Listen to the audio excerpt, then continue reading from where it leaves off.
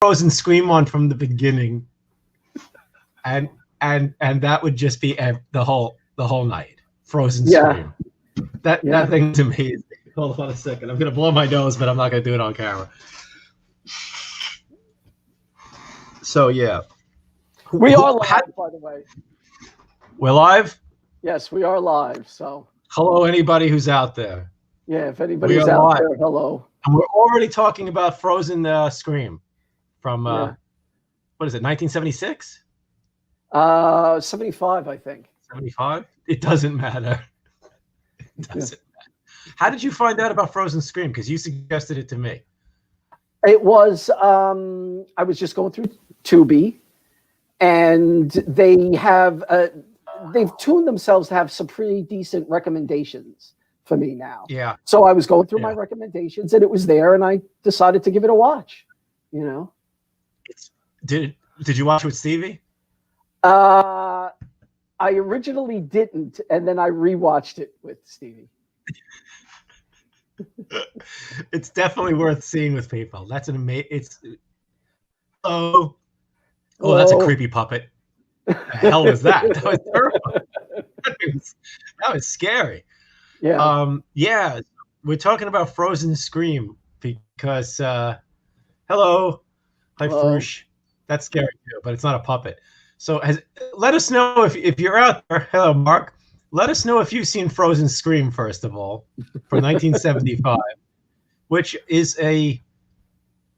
how do you classify that thing? It's I think it's a science fiction.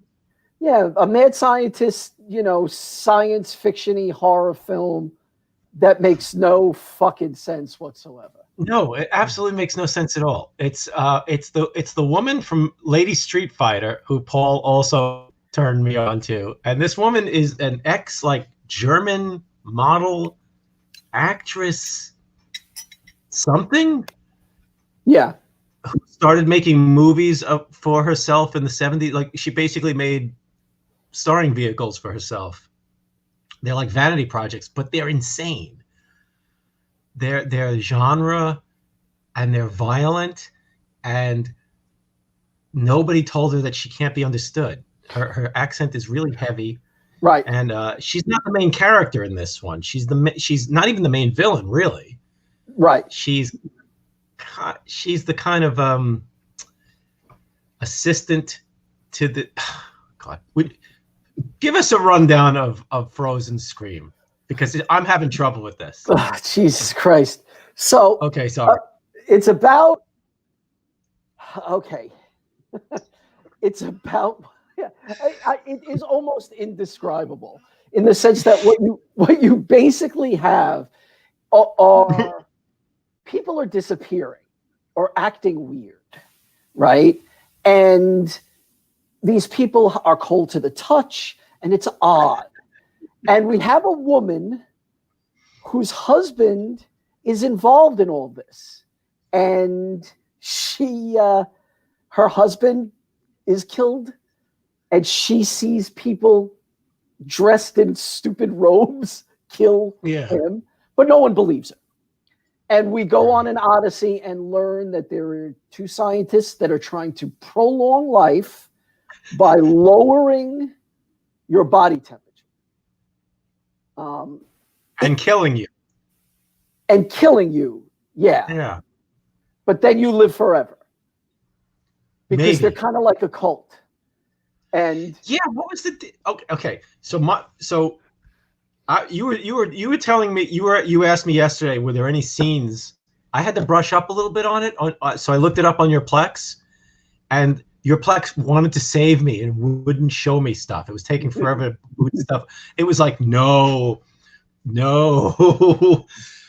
If you literally the first 2 minutes of this movie are garbage that sets the tone for the rest of the movie. I mean, I've never seen a movie that's that bad under 2 minutes. Right. But I mean, if you wanted to show those first 2 minutes, I would suggest there's a cornucopia of badness that shows the harvesting of bodies. Yeah. I actually have the scene that you wrote me after you watched it. Where that was my second one. 6 minutes in. Yes. It's great. It's Right, actually so- scary. Do you want to describe the scene, Evan? While I get it. This is the scene where I think Tom, the husband, is getting phone calls threatening his life. Oh no, I'm talking about the guy in the background. I'm talking about moving the body. Okay, that's the first 2 minutes. Oh, that's yeah. the end of the first 2 minutes. You get to see them harvesting bodies, and it makes no sense. And then you get to see a new guy shows up. Now I rewatched that a little while ago. Who is that guy with the messed up face? It's not the same killer. He's not in the rest of the movie. Not like not. Also the guy who's in the movie that's like kills people in the very beginning of the movie. Yeah. He's not seems to be connected with anything. Oh, I'm going to show. Might be one of the mustache crowd. There's these yeah. So if you notice, literally show it from the beginning. Right. Yeah. What we have here, if you notice, there's people riding bikes and walking around as this killer in the daytime is doing in the stuff. daytime. And this guy, this gentleman, is not in the rest of the movie. That's the face I was talking about. What? Yeah, can you zoom in, Paige? I'm not sure. I don't think so. You don't see him kill that woman. This comes on the heels of somebody else hatcheting a person in the pool. The movie starts off. Oh, actually, the reason that the first 2 minutes are amazing is because you get to see Miss Lady Street Fighter floating as an ethereal image above the ocean, telling you about life after death and immortality. So she starts literally doing this thing. It's very California 70s, and she's like, immortality, la da da da, Nazi, Steve Heil, blah blah blah blah blah, and then they show two people in a pool, in a backyard pool, rich house, two people. They're making out in a cabana or something. They get in the pool, and then you see one of the guys in hoods with a mustache. They all seem to have mustaches. Hatchets the guy to death with one shot, and then drowns the girl. Right. The next scene is a guy in a robe carrying a woman in daylight in front of people who are riding bicycles and kids running by, which is just beautiful. So 2 minutes in, you have the best movie ever. So I don't know. Do you think maybe the guy who was holding the dead woman that you showed, he was melting? Maybe there was a scene they didn't use, like, because he looked like he was falling apart. Well, yeah, I think it's because it's a piece of shit and they're bad at making movies. I will grant you that. Yeah, I think that's what wound up happening. And they didn't know what to do, so they just kind of winged it. I don't even know if do they bring that body in immediately? Is there a sequel? Because the titles, the credits roll during that whole sequence. Right. I believe that's the nurse assistant girl, the blonde who we see later in the film. Oh, the one who's like almost always called nurse, the sexy girl, who sort of takes her top off for exploitation reasons, but doesn't really. Right. Now, when I played that clip before, were you able to hear the sound, Evan, on it? Or were you able to? No, I saw the sound coming up. There was a notice that there was sound increasing, I believe. The music. Yeah. The music is interesting because the music is this bizarre electronic soundtrack that if you've ever seen the movie, apparently we talked about this before, Don't Go in the Woods Alone.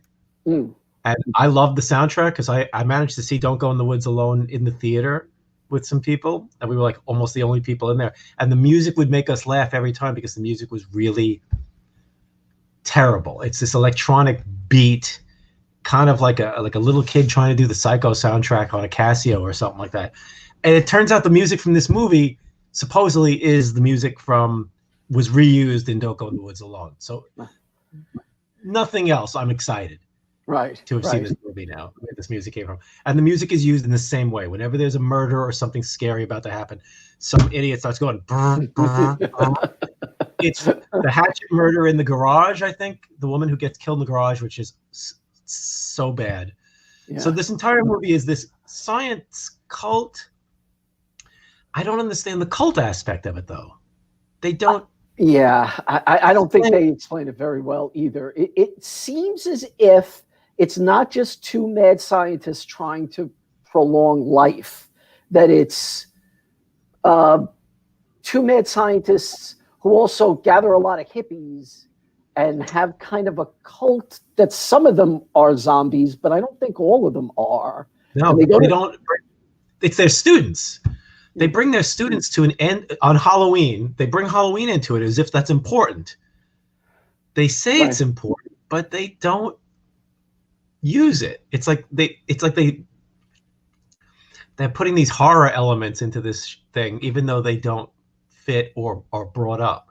They just happen to throw Halloween in your face because they bring all the students together for this, love and immortality. They all chant love and immortality.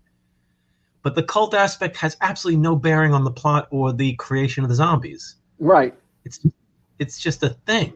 The whole movie is just a fucking disaster. But it's great. I actually have a clip from the party. Party's bad. Party's bad. But there's a lot of... It, what I find very interesting about this scene is... Oh, this party. This party's... Yes. This is the Halloween party. And I don't understand what's going on. Nobody dresses up. It's the most insane thing. Well, no, one girl has a bunny tail on. And it's... Right, and a bunch of kids show up with Halloween. So, they know it's Halloween. They really do know it's a Halloween party, but nobody's actually in costume, which was mind-blowing. That they don't even take advantage of that. And then some kids show up in costumes for one scene that has nothing to do with anything. Well, they go up to our heroine on the street who's looking in a building and says, trick or treat? And it's like, but she's standing in the street. Who the fuck goes up to people in the street and trick or treats with them? It makes no sense. But they had great costumes. Those kids looked good. Well, also, if you look at the party, how is that house remotely where the kids are anyway? I mean, that's like some, enclave for rich people, mad scientists, and then suddenly you're on the street and there's just like regular kids. I mean, the whole fucking thing is amazing.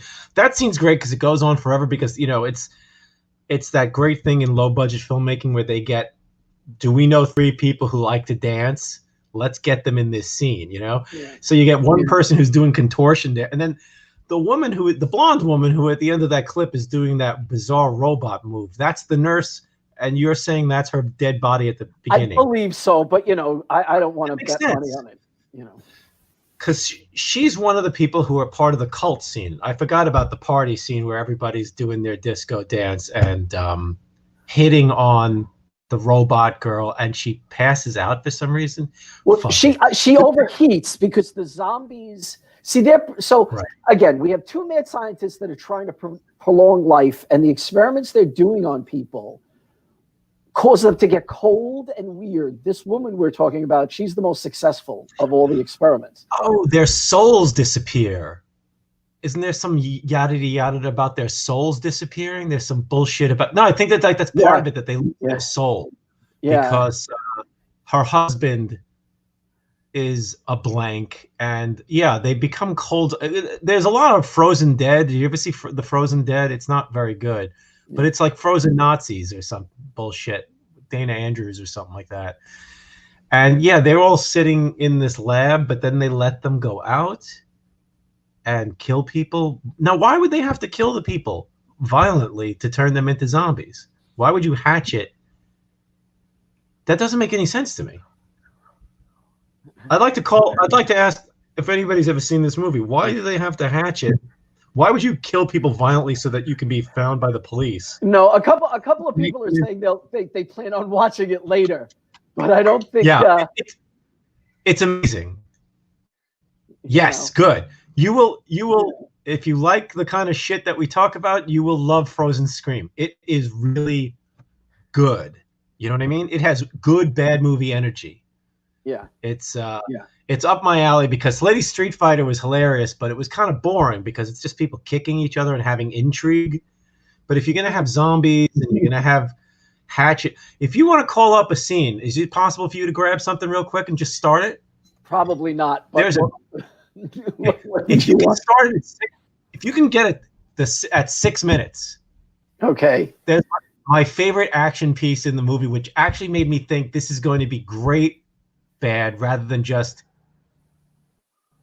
totally bad. Hello. Hi, all right, welcome. But let me see if I can find 6 minutes makes it 6 minutes is where it kind of looks like I kept feeling like at the beginning of this movie, it reminded me of like a Canadian movie in a weird way, that like stiff action but strange Cronenberg like jumps and like what the fuck, and then that was the end of that. You mean where the husband is getting killed? Is that the scene? Yes, with the bug-eyed guy with Popeye. This guy looks like he's doing Robin Williams as fucking Popeye in this movie. The two main killing zombies are hilarious. They have these mustachioed Marlboro men rejects, and they're in robe. Why are they wearing those robes? They're cold. The robes, I know, but I know they're cold. They could ski jackets. They made them. It's so easy to see these two guys in their robes and go, "Hey, there's the frozen Scream guys." Yeah, it's so bad. But that when he walks out with the gun, the next 30 seconds are gold. They are so good. They look like they just let shit rip. It was like backyard wrestling in a movie. It's great, and especially when they just start yelling. What was it? Now, Tom. It's so good. It's so 70s good. And the rest of the movie doesn't have a scene like that in it. It's so good. Oh, it's so good. I actually think I could bring it up. Just give me a second. Yes. I just watched it before because I was so excited. I don't know if we're going to get in trouble for showing as many clips, but what are they going to do? Put us in YouTube jail? Where do you think Lady Street Fighter is right now? She's frozen in her own home in the basement to live immortality and love forever. Okay, I'm not sure. Tell me if you hear sound and everything. And here we go.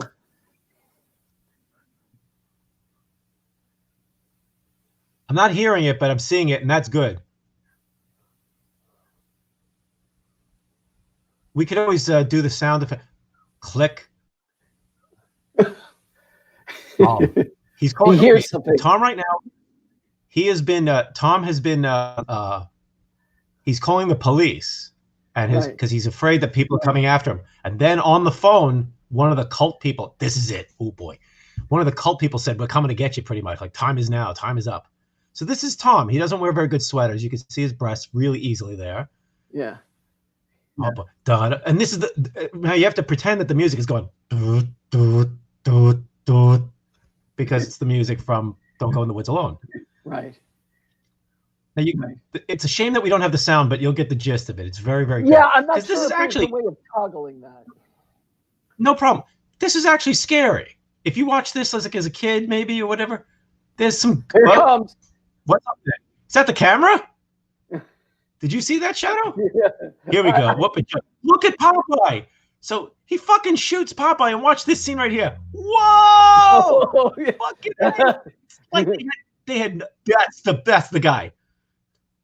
That guy pops out of nowhere when he opens up the door, and it's like, look at this. This is like some Cronenberg movie or something. Look at this crazy shit. The Brood. It really is nuts. It's scary and weird and nutty. It's very, very jarring, especially because they're screaming at him the whole time. And then Popeye and him. Actually, I wonder. Whoa, like these Savini type looking dudes, right? Oh, and I was kind of hoping that would keep going. That we would keep having like. No. I mean, in the movie, the movie doesn't really have good action after that because you gotta love a guy he shoots this guy in the face and the guy gets right back up in the next scene while he's fighting with the guy he also shot in the face. So it's really the reason I guess I called it like Cronenberg like is it's got that the opening of Shivers, where the guy is pouring acid into the body of the person he just killed. It's like you are displaced and have no idea where you are. And unfortunately, it doesn't keep that vibe of craziness. That's a real kernel of insanity. But the rest of the movie is totally fucking crazy too. It's a great bad movie. It's really good beer and get a group of people. I wish I had seen it with people. I kept wanting to,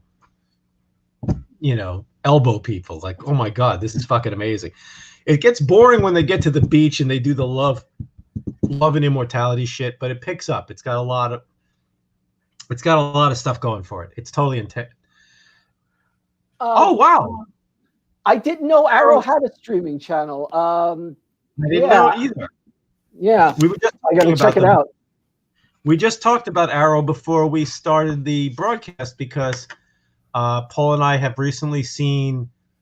He mentioned The Witch That Came Out of the Sea on our last video, and I watched that. We had both seen Malatesta's Carnival of Blood, or whatever that's called. And I just watched I guess Paul's seen this. I just watched The Possession, and apparently they're all three bundled together on an Arrow release, I believe, if I remember correctly. I looked it up. So yeah, I don't know much about Arrow Video, but if they've got a streaming service, I would definitely check it out because it sounds like up our alley. Yeah. But yeah, do you have anything else to add about Frozen Scream? Well, one of the things too, the reason that I was drawn to it is it makes these absolutely ridiculous choices in its editing and its voiceover. One of the things that happens, out of nowhere, while people are talking, a character is introduced in voiceover and says, "Hi, I'm a cop and I'm doing this." And they do that every once in a while as if these people watched the final cut of the movie and realize no one on earth is going to understand what the fuck's going on. And it's interesting. Yeah, the cop character is the main character. You know, the funny thing is, the main character of this movie, we haven't even talked really about her because she is a non-entity. Right. She has a ton of screen time. She has absolutely zero agency. She's just constantly thrown into the hospital or beaten up or thrown somewhere or chased somewhere, or she's crying. I can't even remember her name. I don't remember half of what she does. I have to the only way I remembered part of the movie was to not think about her and just try to track. So he does actually start talking in the opening of the movie, which is another reason I like the first 2 minutes. I didn't remember that. After the woman, this is so weird. After our Nazi lady does her thing where it looks like it's like a scene from Dead People, she's like over the ocean and there's light and her face is she's superimposed in talking about immortality. He actually answers her as we cut to the next scene. He goes, "Oh, immortality. Who would want that in this crazy world?" And then he leaves. I didn't remember that. And then you get the woman gets chopped in the face by the pool by Tom Savini in the robe, and the husband gets chopped, and then she gets drowned, and then we see melty face. But it's, oh my god, I believe that there's somebody who worked on this, chimed in on IMDb. So there's not many reviews. So if you read the reviews, there's somebody who worked on this, and it's very funny about the difficulties of working on this movie and how it felt like you were a hostage or something like that, working on this absolute mess. That some people disappeared. They weren't feeding people. Shit was just, it's an amazing disaster. Frozen Scream. I'm amazed there isn't a documentary about this woman, because there should be. She seems like she lived an amazing life of bad movie making and stuff. I mean, she's like an SCTV character. Her English is terrible. It never gets better. And she's making these vanity projects for herself that are awful. The interesting thing is this one's not really about her, though. Like the way Lady Street Fighter is such a vanity project, pushing her as this Lady Street Fighter. I want to be Lady Street Fighter. So I think this is a terrible movie that I think on IMDb that's got 4 people have pictures, including her. And I think it has a 2.9. Right. But as entertainment, it's a 10. I give it a 10 as entertainment. As a movie, it's bad. Right. It's super bad. But it was great. I was laughing a lot. So big ups to. Yeah, and it was also on one of the Video Nasty lists. So this is one of the films that they thought kids would fucking go mad if they saw they would, do drugs and fornicate and because of fucking Frozen Scream or become murderers. Frozen Scream has a bunch of really fake gore scenes, but they're not gory. They're just bloody. There's no dismemberment or tearing of flesh or anything that would really give you this bad red blood, 70s blood, which is really thick. Onto people. There's one axe in the head. That's exciting if that's what you like. One woman takes her clothes off, but then she covers herself the entire time. Whoop-de-doo. I mean, if that's what... There are people disappointed, apparently, in the reviews because there wasn't enough of that exciting stuff that they need in their lives. But the reason that you shouldn't let kids see this is because it's actually mind-warping in a way that grotesque movies are. I mean, I Spit on Your Grave is less disastrous, I think, to somebody's brain than this fucking piece of shit because this is unreal. Yeah. This is taking drugs. When the guy starts talking... When the guy starts doing his bad, hard-boiled detective talk over actual conversations people are having, that's why this movie reminded me of Another Son of Sam at times. Right. Because it just felt like it was off the rails bad. Well, that's the thing. Before I told you to watch this and I sent you the Tubi link, I texted Brian and I said, I think you should watch this movie because they forgot basic human filmmaking techniques in it. Yes. And I think that was right up his alley. It's great. When he keeps it was getting at the point where I felt like I felt like the people who made Another Son of Sam got a hold of the idea of Phantasm or a movie like that and said, let's make a horror movie. But they made it like Another Son of Sam, where it's just dull people doing dull things at the wrong time of day with bad lighting, bad sound, bad effects. The guy who plays the main villain is horrible. Like, what nationality is he? He's like a made-up thing. He's an alien. And also, like, there's no on-set sound recording. It's all recorded after. It sounds bad. It looks insane. One of the things I don't know if you noticed is there's paneling in lots of scenes in the movie.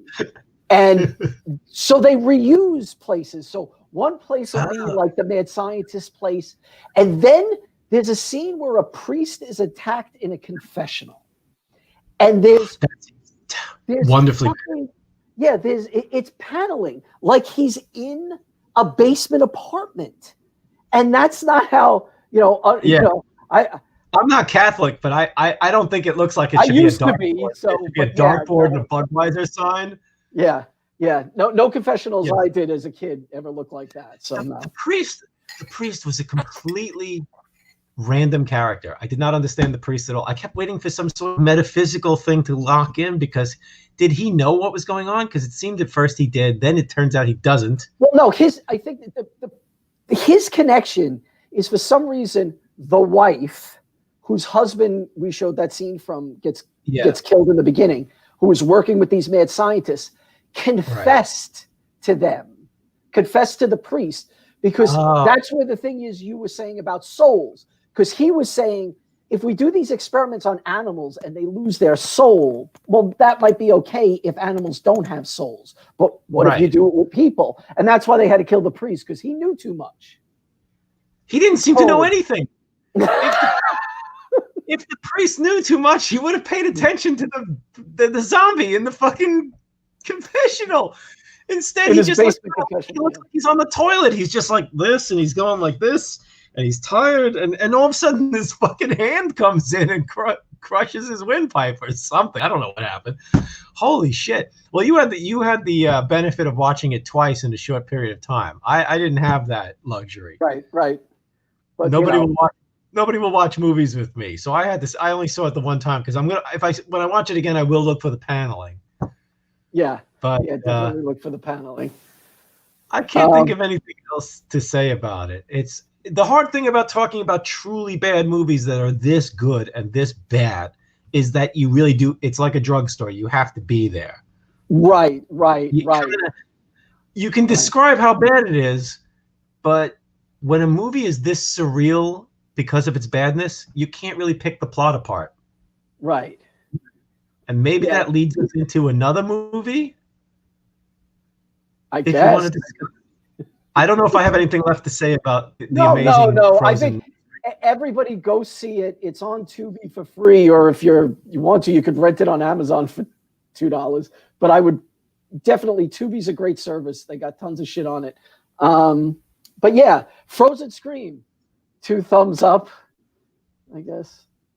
2 thumbs up, love and immortality. Frozen Right. Scream was a treat. Frozen Scream was amazing. Yeah. It was, yeah. I would definitely put that on if you were going to do a Halloween of the worst horror movies, that would be, I definitely would put that on there because it's completely entertaining. Have you watched Death Metal Zombies yet? Did you partake in Death Metal Zombies? Okay, yet? but here's the problem. I think so, but I can't keep those rock and roll horror movies. Oh, is that the one with those dudes with just the hair dudes who are always shot on video? Yeah. They're in the garage. Yes, that thing was amazing. It was a little hard. It was a little boring because it's so inept. I mean, that goes beyond inept. That's home movie like. Right. But I like that movie. It was so stupid. Yeah. Yeah. I'm trying to remember it now. So it's these they win tickets. They win tickets for something, a new album. It's a song that they win. There's a song that's cursed, very much like Hard Rock Zombies. There's a song that's cursed that turns people into zombies that basically look like stoners that stab you with fucking knives. Yeah, they turn into zombies, but they don't really even have much makeup on. They just kind of look a little confused.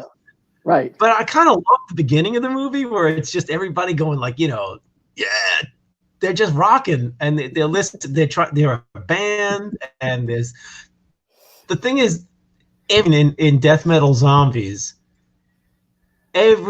most bad movies that have non-actors has the scene where a character does this, where the scene breaks and the character's like this, and then somebody yells action. You can't hear them, but then the scene starts.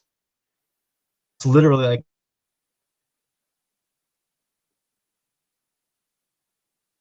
Did you freeze, or are you doing a bit? 5 seconds or 2 seconds.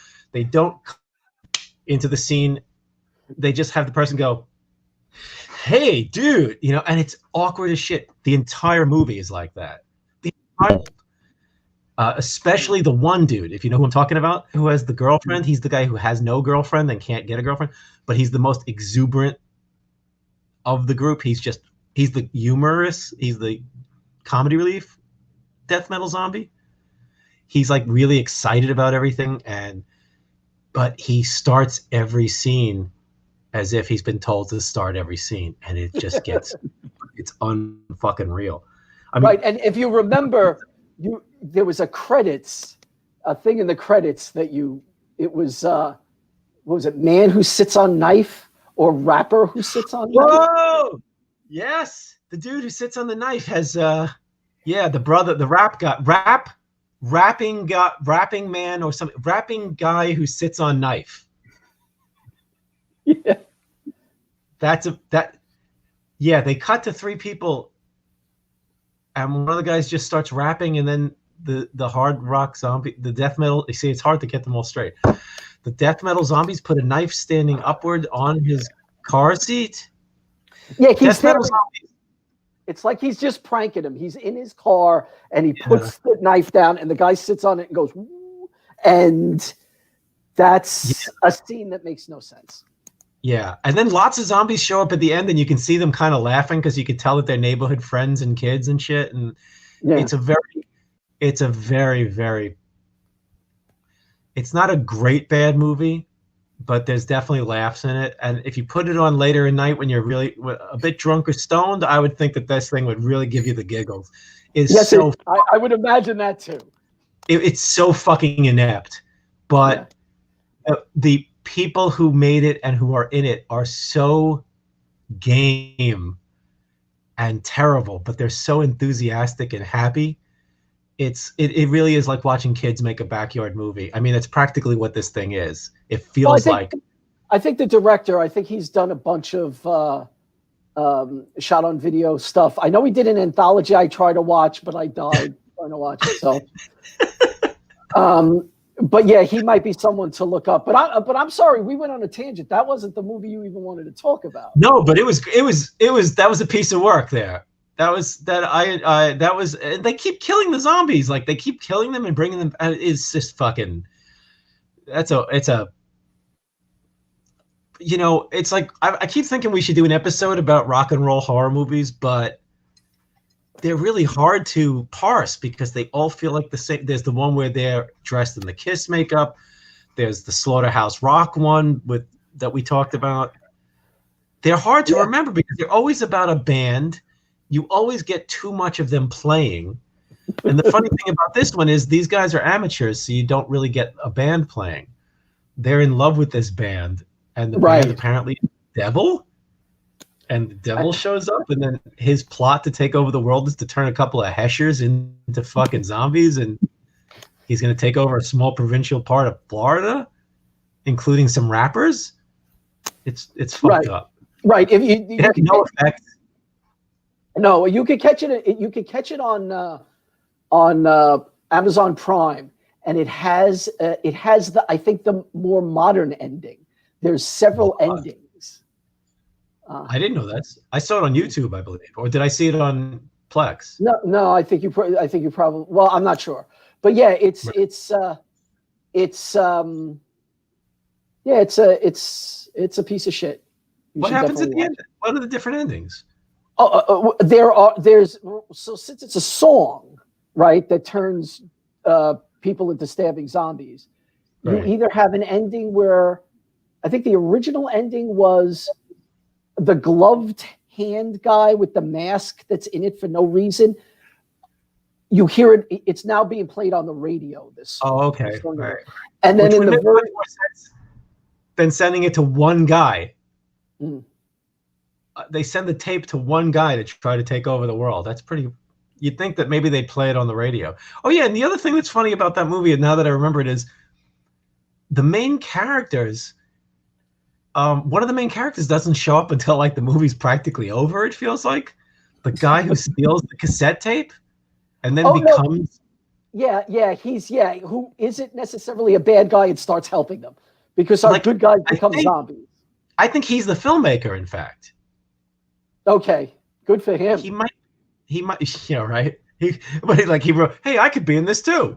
So his character. Then there's a big fight at his house, and it's not a good movie. But the other movie, the movie that's on the ending that's on Prime, the song is uploaded to the internet. So that's the one I saw. That's right. It's like it takes place 10 years later because when they put the film back out, that's right. They just showed it's really bad because the film quality, the video quality becomes much sharper. Right. It's screenshots of that dude clicking on things and then laughing. Yeah. You gotta love a devil that has to wait until technology is invented to be able to spread his song around, his evil song. That's a weak demon. That's a fucking weak demon. Yep. So, the movie I was gonna segue into because it's the one that you had put up screenshots on the thing. Is anybody out there? Does anybody have any questions about it? Want to tell us what's going on? What movies you're watching? I guess if you want to ask any questions or talk to us, start typing it in. We take a break in between the two main films that we were going to talk about before we just start kibitzing. But I'm definitely looking for suggestions myself because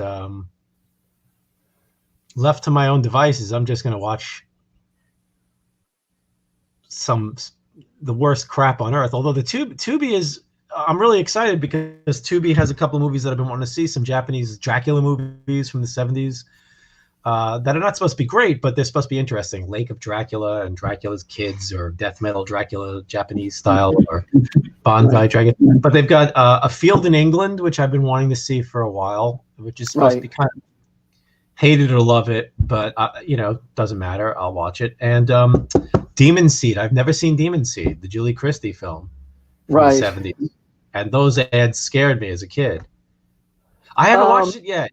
Yeah, what's up with that? I haven't finished it. I'm halfway through because the movie is it's a rough movie. It looks amazing. Yeah, it is. Imagine it's that weird kind of Japanese plus Western style movie. There's a couple of movies. I can't think of the name. The one with Vic Morrow where they get the walnuts from space, and it's like Seven Samurai. Oh, shit! I know what you're talking about. Yes, is that the one with the ship that looks like a ship, like a I think so. Yeah. Message from Space. Yes, Message from Space. I think Tony Chiba's in it too. What's the name of this movie? Sayonara Jupiter?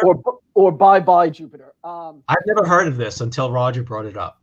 Yeah, and it's so you have that thing where some people speak English, some people speak Japanese. There are great effects for the time. I think it's mid-'80s, and there's some great miniatures, and then weird shit happens, and it's 2 hours and 9 minutes long. So what? That's a lot. Right. yeah. But I'm definitely looking forward where it's going. I don't know. There's like, what is it? John Williams. The score feels very like it would be in a Spielberg film, and two people have sex and they imagine they're floating in space. It's stupid. And some of the acting is unbelievable. The English speaking actors are like they found them walking by and they said, "Come on." Was this made in Japan? Is this a Japanese film? I believe so. It was because it was made by the guy who wrote the book it's based on. So it's the author of the book, if I'm not mistaken. Because a lot of the times, you're growing up and you watch Japanese movies or TV shows that have English-speaking Western actors, and the acting is so bad from the Westerners. Their English is so stilted and strange, like in a lot of Godzilla films from the '80s, and it's because a lot of the Westerners who live there don't speak. They didn't just come over from America and sit there and just their accent and everything is really off, and they sound so strange because they don't sound like Japanese people who speak English. They don't sound like Americans or England or Australians that speak English. It's a strange hybrid. It's like the robot in Godzilla '84, like who's just, what's wrong with this person? And because that scene that you put up on Instagram of it just looked like space truckers, in Japan or something like that. Yeah. Floating McDonald's. Yeah. What's the plot of that thing? Because I can't parse it at all from the little. It's essentially, Earth, we're fucked and out of resources, and people are in the solar system. So they basically want to jumpstart Jupiter into being a second sun in our solar system to give energy to other planets. That sounds like a very bad idea. And then but on Jupiter, they find what essentially look like giant Nazca lines. So, and then there's an alien spaceship, and there's a cult, and Roger says it's very intense. Yeah. Oh my God. It is happening. I'm gonna definitely check that one out. That sounds terrible, which I'm kind of like. I mean, if a movie can't be good, it might as well be very, very fucking bad. Just don't be. I mean, if it can't really, I like good movies, but the thing is, why watch, like, I don't know. I can't even think of the kind of movie that I don't want to go see. You know what I'm saying? Something with Ben Stiller or something. It's like, I'd rather just see a total piece of shit with a German woman who can't speak English and guys in robes hacking people in the face to turn them into frozen zombies for reasons unknown. Well, I always think of it like junk food. I don't want to have a 7-course meal every night. Sometimes I just want to grab a frozen burrito, and sometimes I just want an hour and a half, or hopefully an hour and 18 minutes to go by of lunatics trying to make a movie,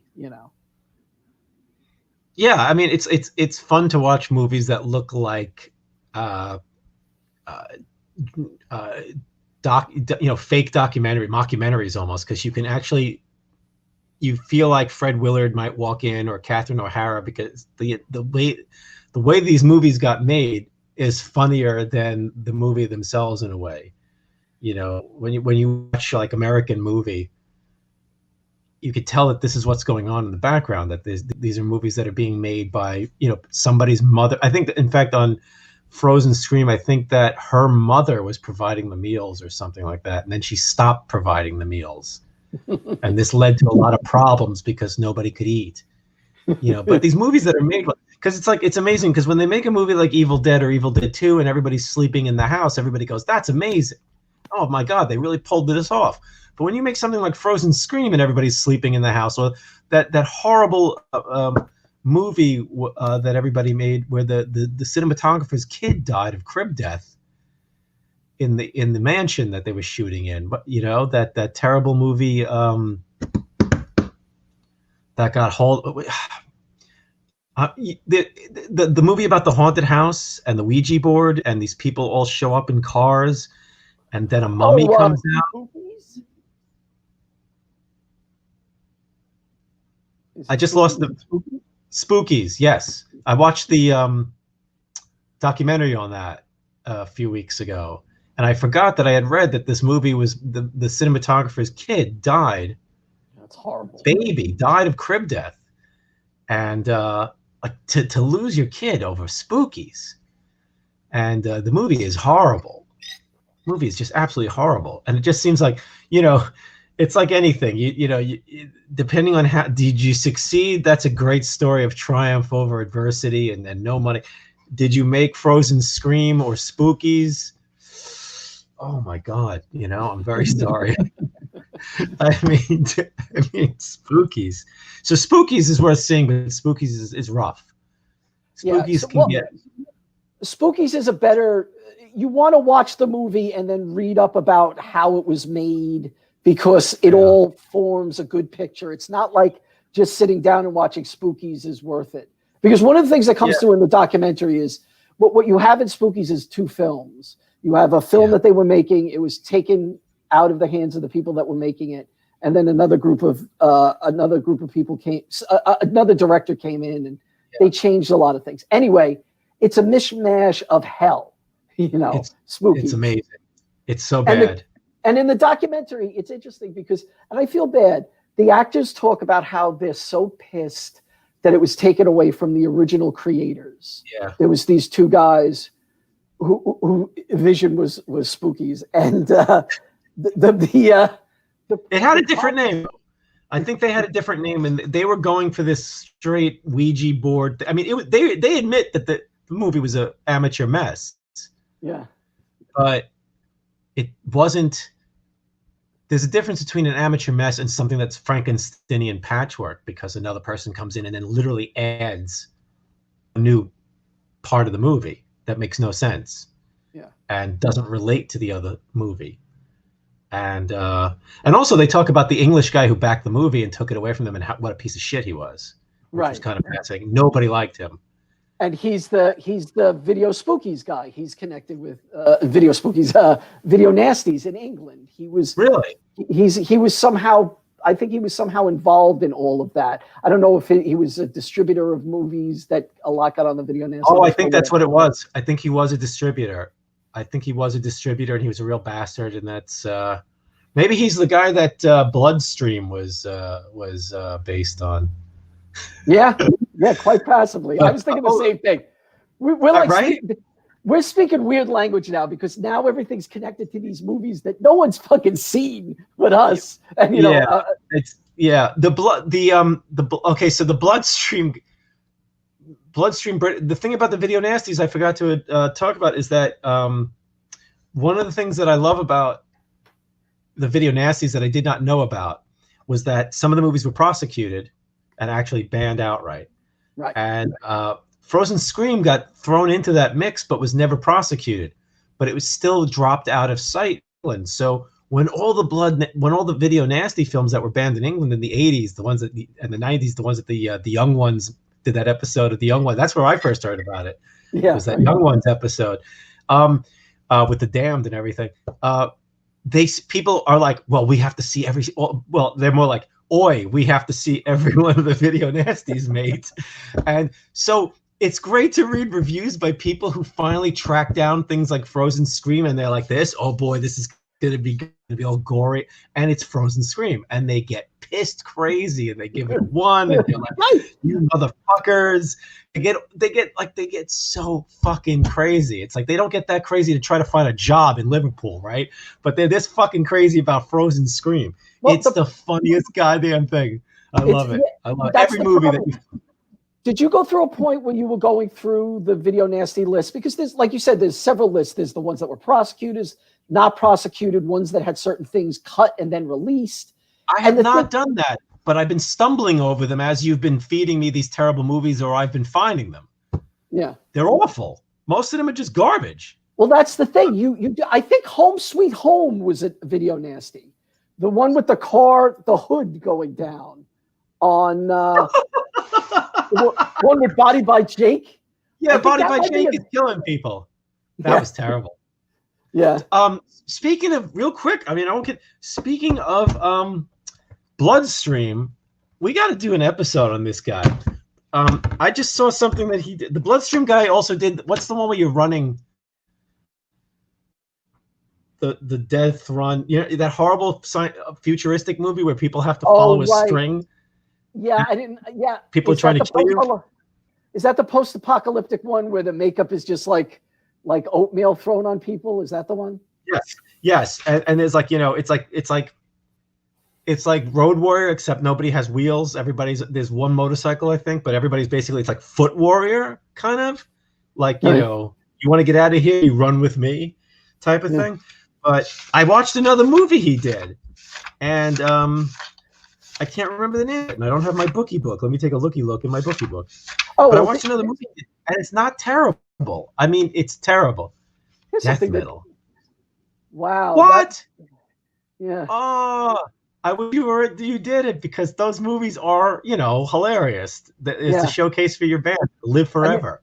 And they keep on making them, and then there'll be 2 jerk-offs talking about it in 50 years, you know. Yeah, plus the other thing is, I can only assume your band would have been 8 million times better than any band they ever have for these things. How often that would be a really interesting thing to go about. Movies that have had bands in them that didn't suck, because there's not that many. Thor? Are you saying Thor sucked?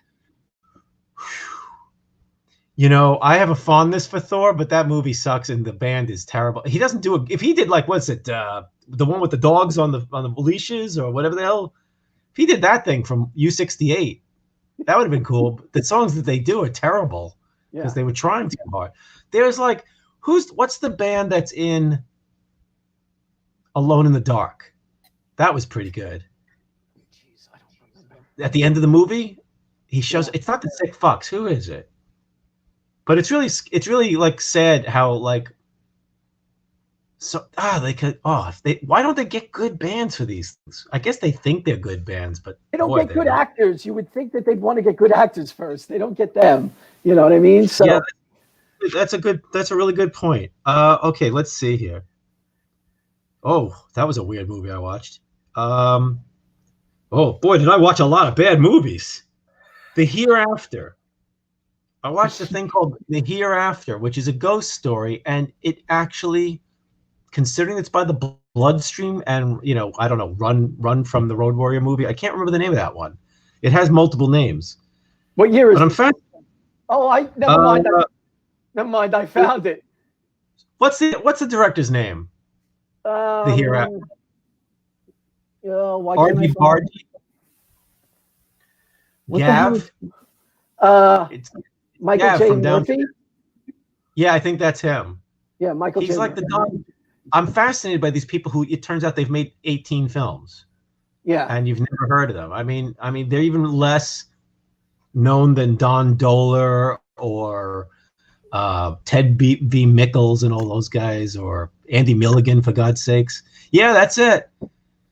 That's it. And look at it. It has a 5.9. That's insane. That's insane. How did that happen?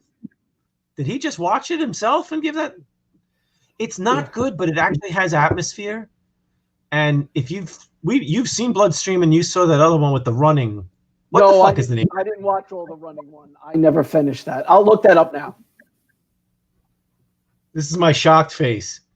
My balding shock. Look at my head. My head. I'm starting to look like I'm going to have like hair like Gary Oldman in The Fifth Element. If my hair keeps going that. Yeah, put a little cling wrap on the side and don't talk to the other person. You're starring. This is what I should have used a hair dryer today, but the Creeping Flesh. That was disappointing. But yeah, I watched Dawn of the Mummy finally. Okay. That was terrible, but it's got an amazing performance by this one blonde dude. Uncle Sam. I watched Uncle Sam. Yeah. Which was, considering the fact that it was Larry Cohen, was really terrible. Right. Yeah. I watched The Ice Cream Man. I've never been able to get through that. You know why? It's a piece of shit. What's fascinating about The Ice Cream Man is that basically they did pay actors. They paid like 6 known actors, right, to do nothing. It's an absolutely moronic film that has all these people in it you've heard of or have actually worked a lot, and there's no reason to have these human beings in this movie. It's just such a terrible, terrible movie. Oh well, here's I don't know if we want to talk about this, but I finally watched The Editor. Oh, okay, sure. I didn't love it, but I had mostly a good time with it. But I do think that I don't know what anybody would make of it if they didn't watch the movies that it was making a parody of. What is The Ice Cream Man? It's Ron Howard's brother. It's Clint Howard. Clint. Yeah, right. Clint Howard watches a Clint Howard is a little kid on the side of a curb, and Clint Howard is in a lot of movies. You've seen him in a lot of things Ron Howard's done. He's the little kid who says, "This is Tranya, drink," on Star Trek. He's been in movies. He's in 976 Evil, right, I believe. Which is fun. It is a fun movie. It actually has a lot more going for it than you would think from a movie called 976 Evil with Clint Howard, and he's the hero, even though he becomes the murderer in that one. In this one, it's a cartoonish film that doesn't really push the cartoony quality, so it just comes off as inept, because it is. He is an evil ice cream man who, for no real reason whatsoever, no one can tell that there's dead body parts in his ice cream truck, that he's serving people like eyeballs and flies and bugs. There is no connection. Like I said, it's cartoony in the fact that it's got this trauma-like plot, but it doesn't have the style of a trauma film. It isn't like, crazy. It's trying to be a real movie, and it's a piece of garbage. Jan Michael Vincent is in it, possibly the scariest thing in it, because his plastic surgery looks like it's actually feeding on him. And there's a really weird sequence in an insane asylum that is worth seeing, because I've never seen a movie. Everybody is confused by that sequence. The movie makes no sense. It makes no sense. The ice cream man kid saw a beloved ice cream man shot or something, and he became a crazy ice cream man years later, because that's what you do. You inherit crazy ice cream man stuff 20 years later. But he went to an insane asylum, Clint Howard, where there was insane doctors and people doing things to him to make him more insane and giving him ice cream. So that sounds great. You don't have the Italian thing of, oh, I watched my mother fucking this guy and then I hacked him to pieces and now I hack women to pieces. The psychosexual connection from the one character to the next. He doesn't just see his beloved ice cream man get killed. He then goes to an insane asylum where ice cream is a treat that they give to while they're giving him lobotomies and stuff. Well, isn't that Silent Night, Deadly Night? Isn't that one where the fucking guy, one of those movies where the second one is Garbage Day, where it's like the guy, he sees fucking Santa Claus doing shit, and then Jesus. Yeah, that's how it works. Mental illness. Right. It's really great though, because the place that he could, even Italian films don't have this brilliant move of, you saw your mother fucking some guy because she was a whore, excuse me, but this is what the movies, there's so many movies like this, it's terrifying. Scent of the Lady in the Perfume in Black has that angle at the beginning. All of these, Pieces and whatnot. It's basically, it's like the Watchmen scene with Rorschach, you know what I mean? So kid sees something sexual involving the mom. It's never the dad. It's also in The Boogeyman. And then kid grows up to be psychosexual killer. But in this movie, it would be as if the kid watched his mother with a man, got violent, chopped them up, then went to a clinic where they also had sex with people in front of him, and he had to chop them up too. And the clinic is still running in this movie. They go to talk to the people. Yeah, pieces, right? They go to the clinic to find out stuff about the ice cream man, and the clinic is a zombie house full of like zombie people. It makes no fucking sense. It's terrible. It's a terrible, terrible movie. If you want to see Clint Howard in a bad movie, I'd say watch Ticks instead. That's my one to grow on. What's that about? For Clint Howard. It's about ticks. Animals. And in it he plays a guy who, I forget what it is. He gets ticks. Ticks is terrible, but he gets ticks. They have him on the box art. He's ticky. I'm sure. I think there's bugs and bugs and ticks, and a Texas Chainsaw Massacre and Texas Chainsaw Massacre. I mean, I think it all adds up. But I've never seen Mosquito or Skeeter, but there's supposed to be mosquitoes in that. I've seen Slugs, which has slugs. I think I saw Mosquito. Is that the one that has the guy from Texas Chainsaw Massacre in it? I haven't seen it. I can't find it. I think I saw that on USA Network when a million years ago, when still hope lived in the world, and it was just really weird. Right. That's another one that I've always wanted to see. That sounds terrible on Tubi. Skeleton Man. What's that about? I think it's about ticks. That's what I do all day. I go through Tubi, and my poor Stevie has to hear me go, "What's that about? Skeleton Man." You know. But you know, the thing is, you never know, because some of these movies are so fucking bad. But yeah, Ice Cream Man makes no sense because the guy has dead pieces of people in his ice cream truck, and it's hot out, you think. Yeah. So everybody knows him, but somehow nobody knows that there's this crazy ice cream man who's handing people, you know, it's just most of the movie is what kind of icky shit does he put in his ice cream to give to kids? And then he doesn't even make, it's kind of like watching a bad dinner. It's just bad. Yeah. I did not care for that. What else? Oh, so the editor. Right. The thing about the editor, which is, I think you and Scott Dorward had mentioned this earlier on the last Videocast. Scott's sick, yeah. So I hope if does see this, Scott, feel better. I hope you're feeling better, man. Yes, get better. I thought the editor was really good, but I didn't know it was a parody film. I did not know it was a comedy. Okay. So, but they let you know pretty quickly. Yeah. You know, that it's an over-the-top parody. The two problems I had with it, I have two problems and one nitpick. The nitpick is, why is it called The Editor? There is no giallo called The Killer. It really should have had, you know, the man who cut, you know, the mad editor splices 7 times or something like that. Right, exactly, yeah. He works in the dark room cutting blood, or just something. One-armed man who is killing the film people, or something like that. The black belly of the film editing. The other problem is that, the other problem I have with it is that if you didn't know these movies, would you find this interesting? Because it's such a deep dive.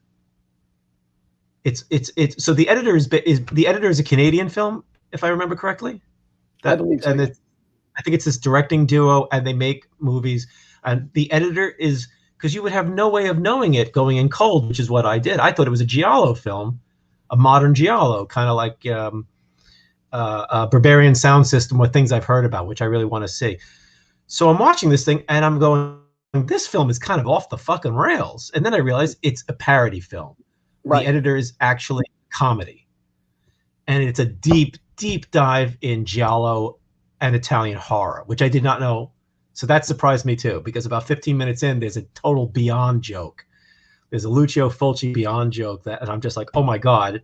And the thing is, I enjoyed every reference, but after a while, the references wear thin and the movie just runs out of steam for me. Once the movie becomes more, this is the problem with almost all parody movies you ever see. I can only think of like 1 or 2 movies that I felt were funny all the way through, because usually parody movies are hilarious for about 45 minutes. Then a story kicks in, like Blazing Saddles is hilarious for 45 minutes, and then it doesn't know where it's going. High Anxiety, same thing. Well, the Airplane. First half of High Anxiety, I think, is brilliant. I think there's the second half is literally awful. Right. That's the problem. Most parody, it's like if you take a Mad Magazine parody of something and stretch it to 80 pages, that's most movies that are based on, Scary Movie or any of those type. They usually get all their good jokes in at the beginning as they're setting up everything. There's broad parodies of things. You're introduced to characters and you're introduced to settings, and it's really funny. And then the story has to start. Now, most dramatic movies, that's where a movie goes to shit. But in a comedy, for a movie to go to shit is really unbearable. The editor stays funny, but in my opinion, if anybody's seen The Editor, where the movie falls apart is when the detective takes over the movie from the editor. Giallo never lets the detective take the movie over from your character who's been accused of crimes. You stay with, that's your hero. Male, female, duo. The detective is the person who comes in and makes things convoluted. Sometimes the detective can be a character that has a lot in stake, but you don't follow the detective for as long as you follow the detective in this movie. The character is funny as hell, the guy with the mustache and the frizzy beard, who's married to the woman from the Beyond, which is bizarre. But when there's an act of violence in his household, and the movie just, to me, the wheels start coming off every 15 minutes. They don't have things to parody so much as they're doing their own jokes and their own story, and the movie never comes together. The actual person who's the killer in this Giallo is not really done well. The editor falls out of his own movie. The movie is called The Editor, and you're following the editor. He's got a backstory. He's the one who's accused of all the crimes, and he literally just becomes a secondary character for most of the last half, as it becomes more of a horror movie parody with the priest that comes in. And the biggest problem with those movies is that they just wear thin. The jokes, after they work out all the tropes, they have to make up their own jokes, which are really hit or miss. And a series of scenes where you go, wow, that's the Beyond, or wow, that's there's spiders. When are they going to have spiders? Hey, they really did have spiders. That's enjoyable, but that's fan service more than a movie. I wanted it to be better because I really was laughing a lot in the first 45 minutes. Then when it became metaphysical and horror and characters started dropping out, I just lost so much of it. I got lost. But the funniest thing is at the very, very end of the movie, the one thing that was going, where's the dirty room? I'm going, there's got to be a dirty room. Where's the dirty room that they break through to? And there was a dirty room that they break through. I mean, they did a great job of covering all the bases, but parody is hard to sustain over an hour and a half. Yeah, I like it. I enjoy it for what it is. I think it's I think one of the problems with that film for me is I've seen people who are either parodying or the homage towards Giallo. The couple that did there's this Belgian couple that has a bunch of movies out. Their movies are gorgeous beyond belief, but the stories aren't really there. And the editor has an issue where I think there's a problem with, it just doesn't look that good. I mean, if it was beautifully done, I might have been interested in looking at that. I think that they do a better job in the first 15 minutes of covering this looks really good. The credit sequence, they did a really good job on the credit sequence. And you start realizing, oh, this is a 60s, 70s thing. This, even though it's, but they didn't have the budget to do as much as they could have. It looks a little too phony. It doesn't have the real locations that Giallo is able to use. It doesn't really use the palette as well, but there are some sequences where you can tell they're going for a Suspiria or a Bava thing, but it's not controlled. And that's the whole problem with the whole movie is it's not controlled. Individual scenes. This is a problem with a lot of comedies that are parodies or satires. This is a parody, really, is that you're making fun of a known thing and you're basically ticking off boxes. Let's get this done. Let's get this done. And the scenes don't add up to a movie so much as a collection of scenes. Whatever you want to think of a giallo, even the bad ones, as crazy as they are, they're not a selection of scenes. They are a movie moving towards a ludicrous ending. And the ending wasn't even ludicrous enough. To be honest, this is the biggest problem with the movie, like the editor. It's hard to parody something that's practically self-parody. Giallo is nuts. Well, right. Giallo is. If you said, I want to make a movie that's a giallo and it's going to be crazy, you would be parodying the genre you were making because that's what the genre is. I mean, and not only that, but it's not only giallo, it's also Italian horror itself. It's Fulci, it's Argento's horror stuff. So when you go, well, we're gonna make a parody of a film series that has a guy falls down, a jar of acid lands on his head, and you just watch him burn for a while. A woman throws up her guts. A guy gets bit by a rubber spider walking into his mouth. A monkey has a straight razor at the end of the movie. Well, right? I mean, you can't beat it. It was revenge. The monkey had to revenge Donald Pleasance. Pleasance. But how do you parody something that ends a movie seriously? Where they don't even go, this is a joke. They go, watch it at this. The chimp, the monk. Slice, slice, slice. For the Donald. Very good. That's gonna get. I'm crying, Dario. Oh, tears. Oh, so good. And here's another thing. They didn't put anybody through a window in the editor. I was a little pissed. Yeah, but they did drink J and B, right? I'm sure that they slapped women around, and it's a funny movie. It's definitely worth seeing. They really did a credible job, but I think that in some ways it's a pointless. It's the kind of, if they made an hour long movie tight, it would have been terrific. But who makes hour long movies? Maybe they should. But the last half hour of that movie, I was kind of like, okay, I get it. Right. Yeah. And it's, you can't parody something that's absolutely fucking insane. It's like doing a parody of porno. Porno is just cheap and stupid. Right. How are you gonna, in some ways, if you do a parody of Hitchcock, if you do a parody of horror movies, that makes sense. But giallo is such an insane niche. Right. Well, if real. I feel like I'd like to recommend this. This is a really interesting movie in the sense. It's a couple. I think this is the Belgian couple that make movies. It's an interesting film in the sense that it's kind of, it's not really an anthology film, but it's 3 periods of this person's life where the style and the story they're telling touch on different kind of, one kind of feels more Fulci-like than Argento, and they play with a lot of things in the individual stuff. I think it looks great. I think it's interesting and definitely worth a watch. It really has no story, and there are other 2 films that this couple's done have really been a letdown to me. But I would check this out if you're looking for a modern giallo of some sort, or something that really feels like old school Italian horror.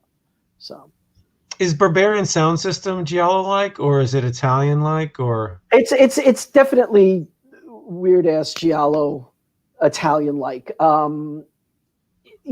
It's in the fact that it falls into like odd reality and stuff. I mean, it's been a while since I saw it. I remember liking it, but I didn't love it. Right. It's beautiful, but again, it's another beautiful, beautiful movie. Well, that's kind of thing. If you can't do the style, that is going to, I think, hurt it, because I think I watched one. I watched. Oh man, I don't already. This is hilarious. I already don't remember this. I watched Torso finally. Torso. Oh. It's got the best campaign of Torso, and I can't remember it.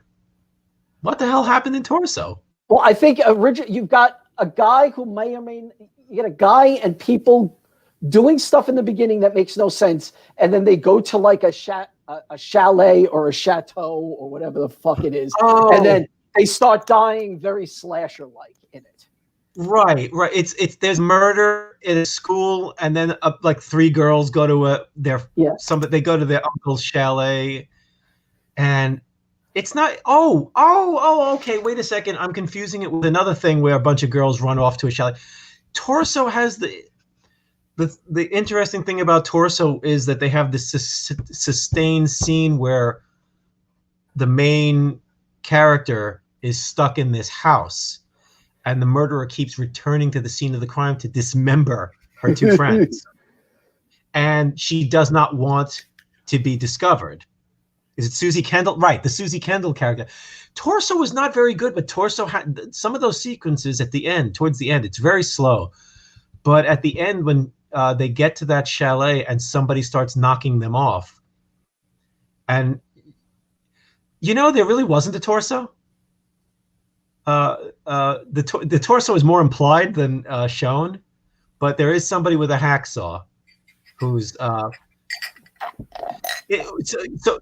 the thing is, it's got the Hitchcockian aspect of giallo, is that Susie Kendall's character it's not the main point of the story, but in a lot of ways it's the main selling point of the movie. It's like it's the peg that the movie's hung on.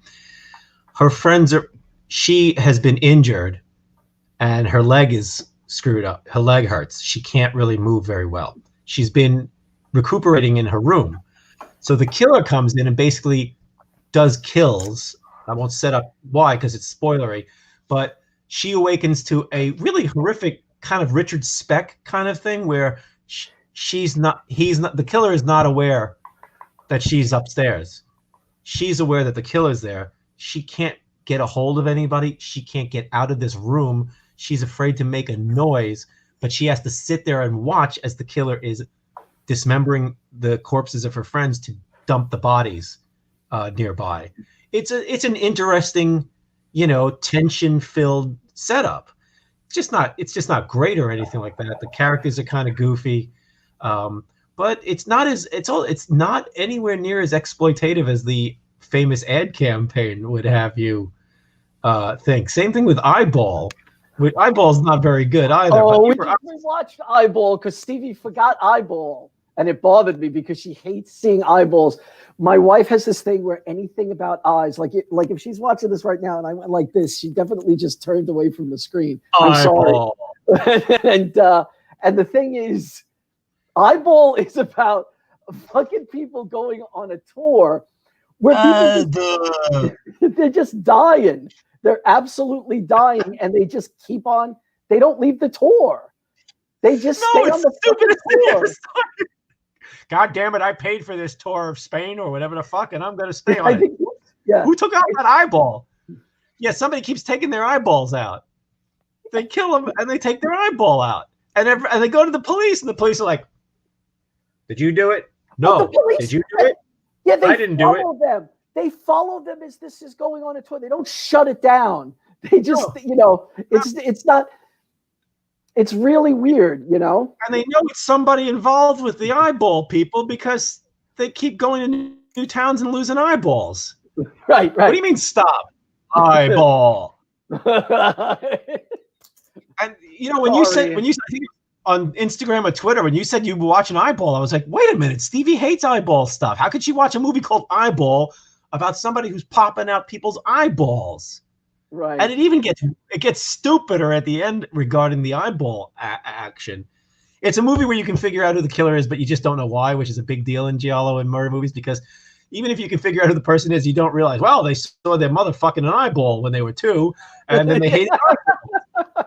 It's not fucking that eyeball. There's mom's skull fucking somebody, and then, I'm going to take people's eyeballs. And, they're able to keep themselves sane for a long period of time. They're like, the killer is just like, hey, this tour is scaring me. I'm very, very scared. Let's go to a disco. And then, blah, blah. And then at the end of it, they're popping eyeballs out and all crazy. They're acting like Mimsy Farmer in There's Too Many Flies on My Sweater. You know what I mean? All of a sudden they become grinning lunatics. They're like, whoa! But they were able to like do normal things, like go to the trattoria and get their hair done and wear some nice slacks and shit like that. I don't know what I'm talking about anymore. Hey, eyeball, you gonna put up some eyeball here? Eyeball. Did Stevie watch half the movie like this? Was she like this the whole time? No, I was, even though I'm a dick, I would say, don't look. You could look now. That terrible eyeball. Yeah. When we'd watch the zombie, because they always be hacking away at people's walls in the Italian movies, there'd always be shit breaking through walls or somebody. What's the movie? Is it City of the Living Dead, where she's in the woman is in the coffin and Christopher George goes, "Hey, yeah, I believe there could be a woman in this coffin. We got to get this woman out of the coffin. She's alive." And they start putting a pickaxe into the fucking thing. They don't even go, "Hey, knock where you are." You know, they don't even, because we don't want to get you in your eyeball or your ortho. The stupidest fucking people in Fulci movies. It's amazing. It's like, "Hey, I'm in here. Okay, we'll get you out." Whack, whack. That's fucking. It's like we're gonna ride our car over the coffin. It'll get you out. Fucking eyeballs. Eyeball was definitely hilarious because it really was like this. It was like this surreal play. You know, these people were trapped on a tour and they're getting killed and and an eyeball gets removed. They have to stay on this tour as if there's no way out. Yeah, no way out. No way out. No way out. Yeah, Torso was that one, but then I watched What's All the Colors of the Dark? Is that another chalet? Do a bunch of go to a chalet at the end of that one? Isn't All the Colors of the Dark? Oh, it's a cult. We're a cult, and it's a cult. Oh my God, you're right. Oh my God. Which I believe I had to sit through twice at Exhumed when we were going to Exhumed. Yeah. Because it was one of the two, we went there to say, I hate that movie, All the Colors of the Dark. I did not like it. I did not hate it, but if I had to watch it twice, I'd go out of my fucking mind.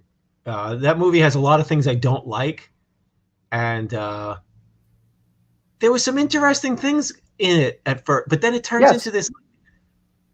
I mean, was it based on? It's the kind of thing where you feel like, and it's got what's her face. Everybody loves this woman. All the horn dogs who watch Giallo, they love her. Edwige Phoenix Torso. Right. I cannot pronounce her name, but it's a sexy girl who takes her clothes off a lot and looks very good. She's very attractive. So she lives. It kind of feels Argento-y or something. She lives in this really wild apartment, and she's married to some guy who's maybe creepy, and there's a weird neighbor she meets who kind of brings her into the circles of this cult. It seems to take like 2 seconds. Right. Though she goes, "Hey, you want to go to this place? Sure, let's go to this place."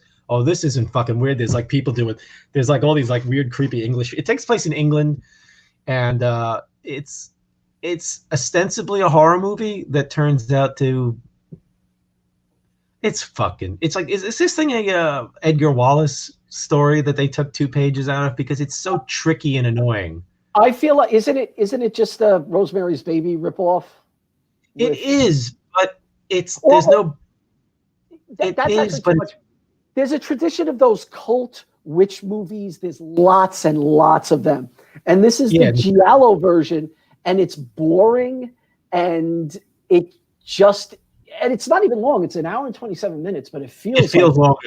It feels longer than that because it's dreary and has a lot of flashbacks to her gang raped by this. I mean, she's essentially gang raped by a church full of cultists, most of whom look like, the types of people who hang out at British pubs in werewolf movies. So, if that gets you jollies. The funny thing is, the guy who plays the head of the cult, who's just this real cut-rate John Carradine, which is saying something. He's this dollar store John Carradine, where he's got the sharp angles like a Peter Cushing. I watched an unrelated movie like a week later, and I'm like going nuts because I see it. Whoa. There was a star crash sound effect just now. Oh, I think that was me. So there was a movie that I watched, and he showed up in it. And what was it? It wasn't the Hereafter. I don't know. Was it the Ogre? I watched the Ogre. Have you ever seen the Ogre? The Ogre is the one that is sometimes listed as like Demons 5 or something. Yes, And it's like Demons a 3. yeah, and I it's like think. a I did it. Was it originally on Italian television? Is it an Italian television movie that they some released in some places? I didn't see anything about that. It's one of those movies where they have a beautiful. It sadly enough, the movie that it reminded me most of was Castle Freak. Oh, It's okay. a location with a family that's having problems, and there is a potential castle freak running around. It's terrible. Oh, is it bad? It's actually, yeah. Don't see Demons 3 if you think it's going to be like Demons 1. It's Right. boring, no sense, That and it has a candy ass ending, that for lack was of a better. yeah, that was a film that back in the day before you could stream, before there were these great companies restoring movies, you would go to a horror convention and there would be people with movies you didn't hear of or was hard to find. And I picked up, Ogre or Demons 3, It's thinking that it was connected with those demon movies, which I loved. And it is no, not good. it's like Castle Freak mixed with the Cocteau Beauty and the Beast.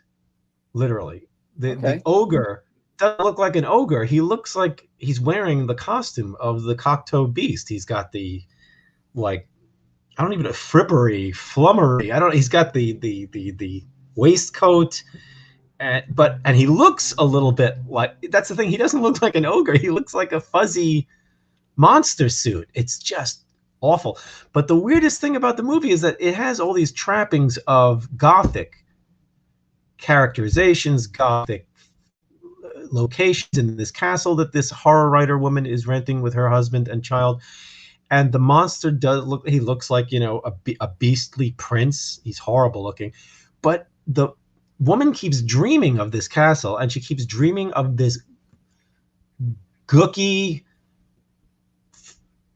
uh, fetal, this gooky womb hanging from the ceiling in this castle, Right. which looks like something out of Alien 3 or 4, and has nothing to do with this ogre character. It's like a medieval movie having an alien in it, and it's got like legs like spiders, and then the next thing you know, it's a bipedal man in a suit. It's the strangest.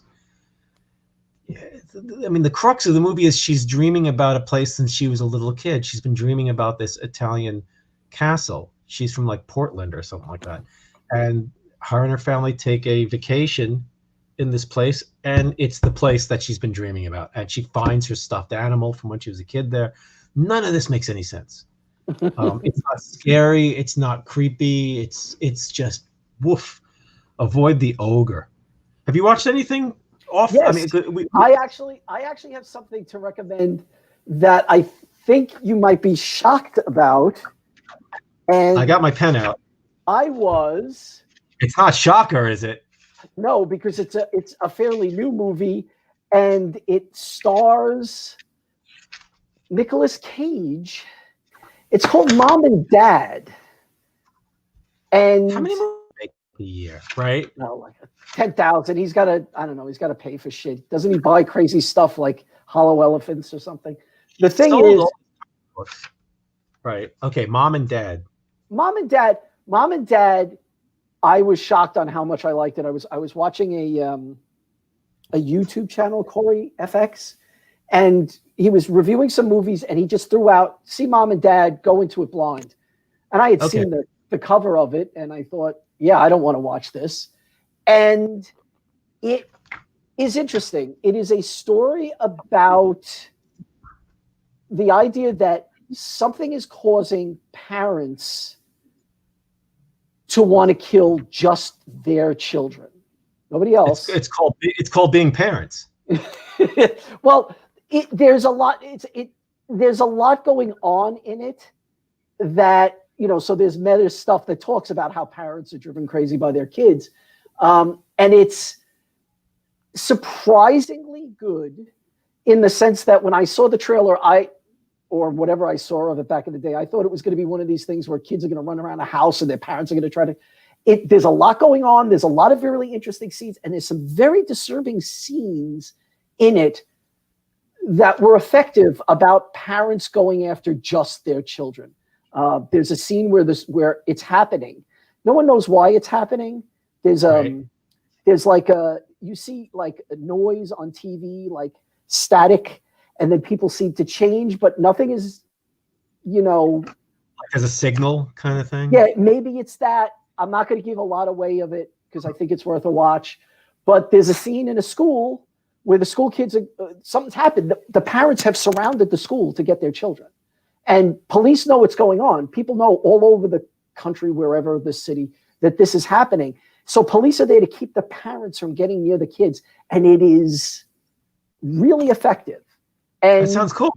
Oh, it sounds cool.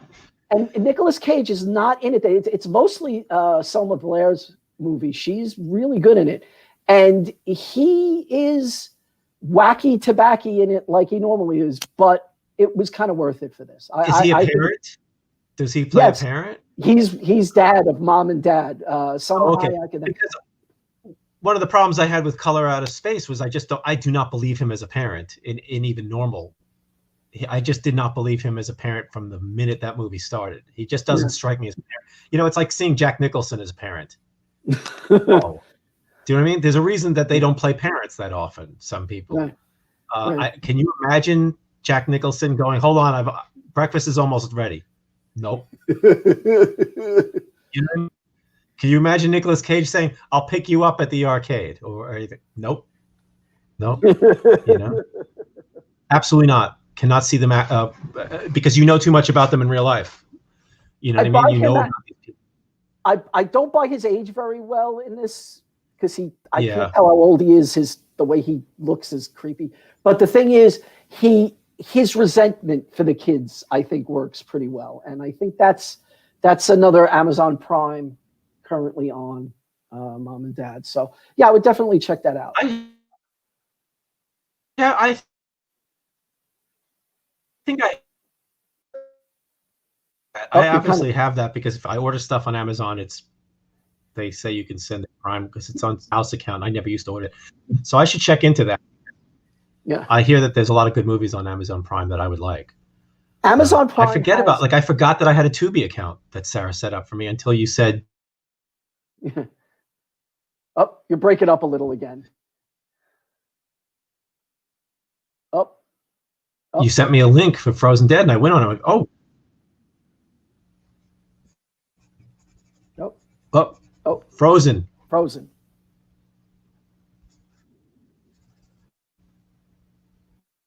Yeah, you're totally. Everything. You're kind of dead. Yeah. For a second. Give it a couple of seconds. I can hear you now. Let it run. It's not now.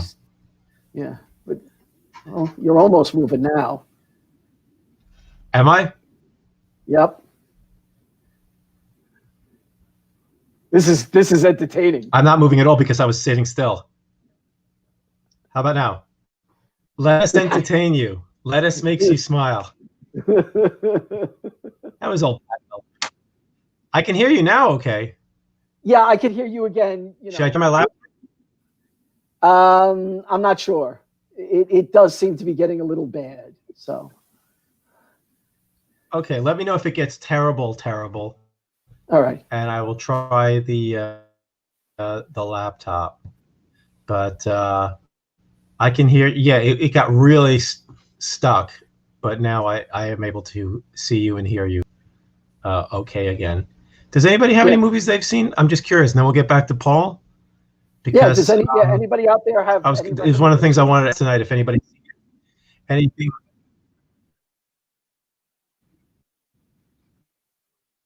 in the house, so I figure people are watching movies. I've been watching a bunch. I just started piling them up because I was not feeling so good.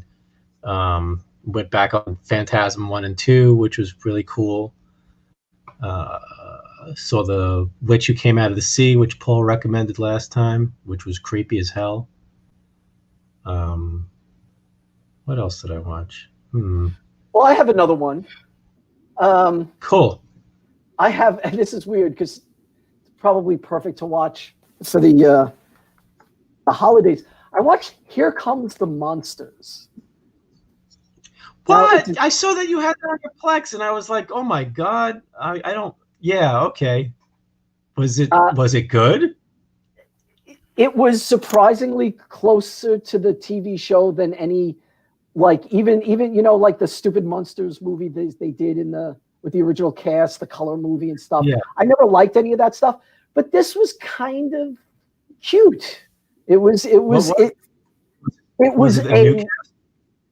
totally new cast. Trying to get the fucking IMDb page up. Is it like John Shuck or somebody like that? No, it's Gilmore Girl's dad. I forget her. Edward Herman. When was this made? 1995. I don't know Gilmore Girls stuff. Yeah. Yeah, it's. So this is. I'm bringing it up now, and the weird thing is, Grandpa is played by Robert Morse, and he's actually really interesting. Robert, really? Yes. Oh, Veronica Hamill, who is from the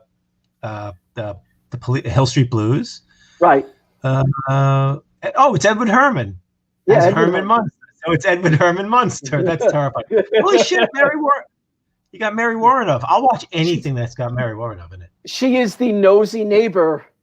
It is. Look, if you love the Munsters as a kid, if they're, if you have some fondness, there's been a lot of Munsters movies and stuff. Roger talks about the one with John Shuck. That's what I was thinking. Yeah. Right. They suck. This one wasn't bad, for what it's worth, I remember as a kid that they were starting to bring the Munsters back, and they looked terrible. And they had the original cast, but they looked really bad. They kind of looked like the roast, the superheroes roast. Oh my God, yeah. Which managed to make tongue-in-cheek, kitschy stuff even stupider. Sid and Marty Krofft stupid, like Paul Lynde specials and stuff. It was so bad. I just remember scenes of them in the graveyard, like playing hide and seek or some dumb shit like that. It was just awful, awful, awful. I was never a big fan of the Munsters, to be honest. I liked the way it looked, but I didn't think it was funny. It just did not make me laugh. I just, like, the sets were great and everything, but I thought Herman and Lily were boring characters. He was just dumb, He was just dumb. I mean, it was, the idea that he went to work and nobody noticed he was a Frankenstein monster, it just wasn't enough for me. But it was so annoying and dumb. He was such a big baby, and she was just, I didn't even like her outfit. And it's funny because Yvonne DiCarlo, it's like, it turns out years later, I see the Yvonne DiCarlo movies or she's beautiful, but she looks like a hag in that show. The art direction is so, like, I know this is like silly fan talk, but it's like Carolyn, what the heck's her name? The woman who played Mrs. Adams is just, they allow her to be kind of glamorous and great looking. Right. And Lily Lily looks like she's walking around in like drapery from your windows. It's just a terrible look on her character, which is like, not a big deal, but when sitcoms don't have much going for them. So, I mean, if the characters are decked out kind of boring, I mean, I was an Addams Family person. I love the Addams Family. Of course. The Addams Family. The Addams, the characters obviously really loved each other, and they were smart, even if they were crazy. Right. And the parents obviously had sex, and they had lots of characters, and they were all nuts. And they were good people. They just did their shit, and they weren't judgy, and they were a good, loving family. So, and nobody could get to them. They didn't even recognize when people were being bastards to them, which is different than the stupid characters that the Munsters were. Because the thing is, Lily was kind of dumb too. She was kind of inane. She had that kind of shtick that where the Addams Family people would come in there and they'd hold a gun on them and they'd be like, "That's a lovely we're not buying, old man. You know, they wouldn't like quite get other people's intentions when they came to take their kids away or charge them for money that they didn't spend. Or did you just open up the drawer and give them money and say, Oh yeah, it was great? But the Munsters was. Well, I was watching an episode of The Addams Family. I think it's a Halloween episode. It's I forget who it was, but these two guys come in the house and they have a satchel full of money, and Gomez thinks that they're trick or treating. You know, Don Rickles was one of the guys. So he opens up the bag and he sees it's full of money and he goes, "Look at these fine people gave them all this money." And he opens up a drawer and he starts piling money in their satchel. It works. I can picture Don Rickles' face because he had that rubber face when he was younger. You know, look at the money. You know, I mean, the thing is, Addams Family had Cousin It, and the kids were crazy. You could tell the kids were probably murdering children, and the Munsters were just supposed to be lovable because they were just dumb. But I don't like dumb characters. You know, Herman gets on my nerves that he's just dumb. Every episode, all the comedy comes from them being dumb, you know, or Grandpa made a new thing that grows hair on a bowling ball or some dumb shit. I mean, they had great. The house looks great. The cars were great, but it's just not as well written a show, you know. Darn, he wrecks the house. Big fucking deal. You know, it's just didn't work for me. But Yeah. So what else have you seen? Besides Munsters Go Home or whatever that was. Oh, that's what the other one was called. Munsters Go Home. I would recommend this movie. It is mostly an action film, but the effects are incredibly gory and over the top. So I don't know if it's appropriate to talk about it here. But Hardcore It's Henry. our podcast. Our friends and neighbors will be happy to hear about it. I saw Hardcore Henry in the theater when it came out. There was two of us in the fucking theater. Never heard of it. Hardcore Henry is a very fucking weird movie. It is essentially it's a point of view movie. The whole movie is through the point of view of our hero. Okay. And so when you look at it, you go, okay, well, this is just gimmicky, and this is, you know, like Lady in the Lake, that old Robert Montgomery Lady in the Lake. And it only stays on his perspective through all the action, which is insane when you think about it. So it's like a video game. But here's the thing. The action is amazing in parts, like absolutely breathtaking. When did this come out? 2015. Oh, it's okay. So it's modern, right? Right. And it has story elements that are far and away more than they'd have to get away with if you thought they were just doing, it's only going to be a POV movie where it's a first-person shooter. It is not that at all. It is actually a weird science fiction movie with odd superhero elements. And I think it's definitely, like, people have been talking about Upgrade, which I finally watched. And Upgrade is a similar movie that came out a couple of years ago about an augmented person, and I would give the win to Hardcore Henry.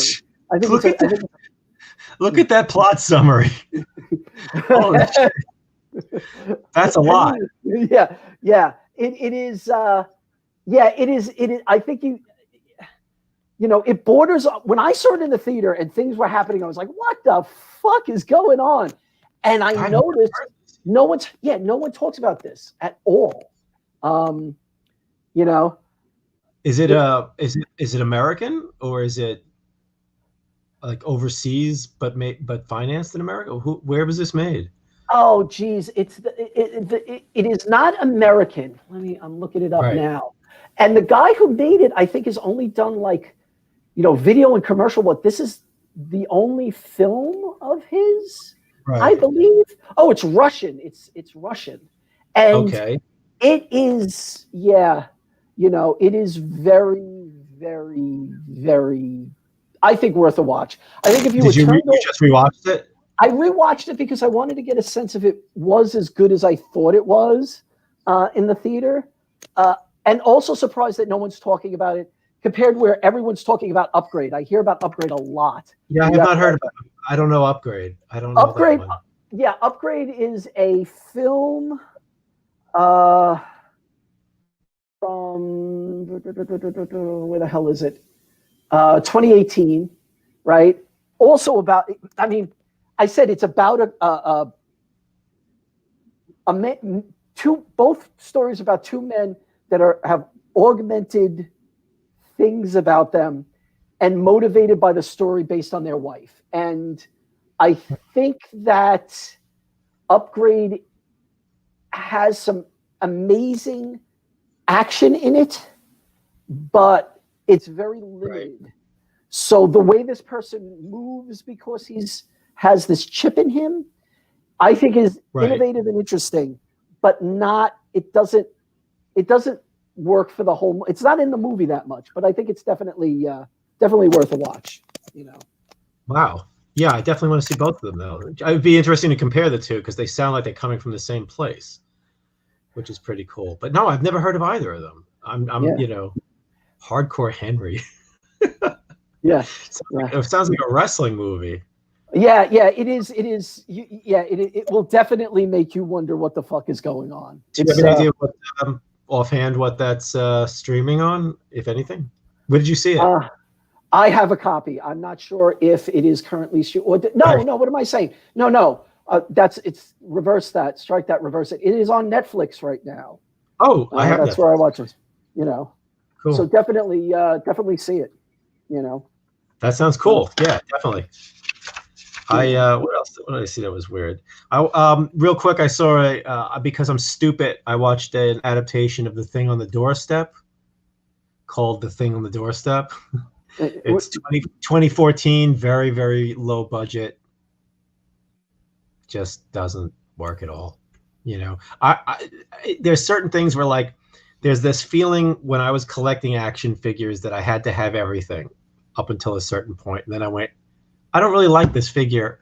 I don't have to have it. And I still have this problem with Lovecraft-derived films. I'm enough of a nut that, and part of it is from doing the podcast, is that we've touched on Lovecraft a lot. I've been more involved with the RPG game, and I just am fascinated by people's takes on Lovecraft, and this was just not good. This was just not good. They were trying to do something with the low budget that they had, but it was just all script problems. And it was an interesting idea that they tried to do something with. It's modern.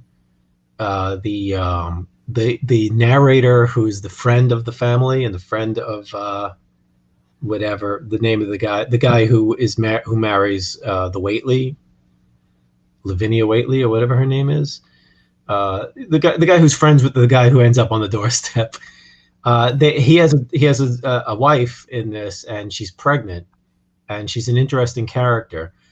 She's a doctor, but they just don't have the money to pull it off, and they don't have the script, and the effects are terrible. At the very end, you're like, okay, I see where they're going. It's kind of more like a play, but so much hinges on, if you've read the story, so much hinges on the character who's the young character who is a poet and is kind of precious and into the occult and is coddled by his parents, and he never dates or has any kind of life. The character does not come off as this character at all. So he just comes off as an asshole that you wouldn't let in your house. You know what I'm saying? He's just, because it's a modern movie with modern ticks, you don't kind of have the displacement or the distancing of, it's 1920 and I know this weird kid and I'm friends with his father, and the weird kid and I have certain things in common, so I'm sort of like an uncle to them. And he acts really weird, but around the script and the actor of that character don't make you think anybody would hang out with this guy. He's just an annoying guy who should be going down to the comic store and complaining about movies like I am right now. So I would avoid that. I would avoid that 2014 thing on the doorstep. Like, I would avoid it like crazy. Does not work. Does not work. You talked about The Witcher Game from the Sea. I would just add that I recommend it. Yeah. I think it's super flawed, but it's a pretty wild, weird. You'll remember it's the kind of movie that doesn't work on. It's not firing on all cylinders, but I think it'll stay with you because it's disturbing and it's strange. Certainly has one of the weirdest ending. You know, it wouldn't be like Hardcore Henry. A very small ending that's just very weird. Yeah. I mean, I was sitting there. Oh my God. I'm like, it doesn't really work, but at the same time, it gets under your skin because it's just like, it's a very 70s movie.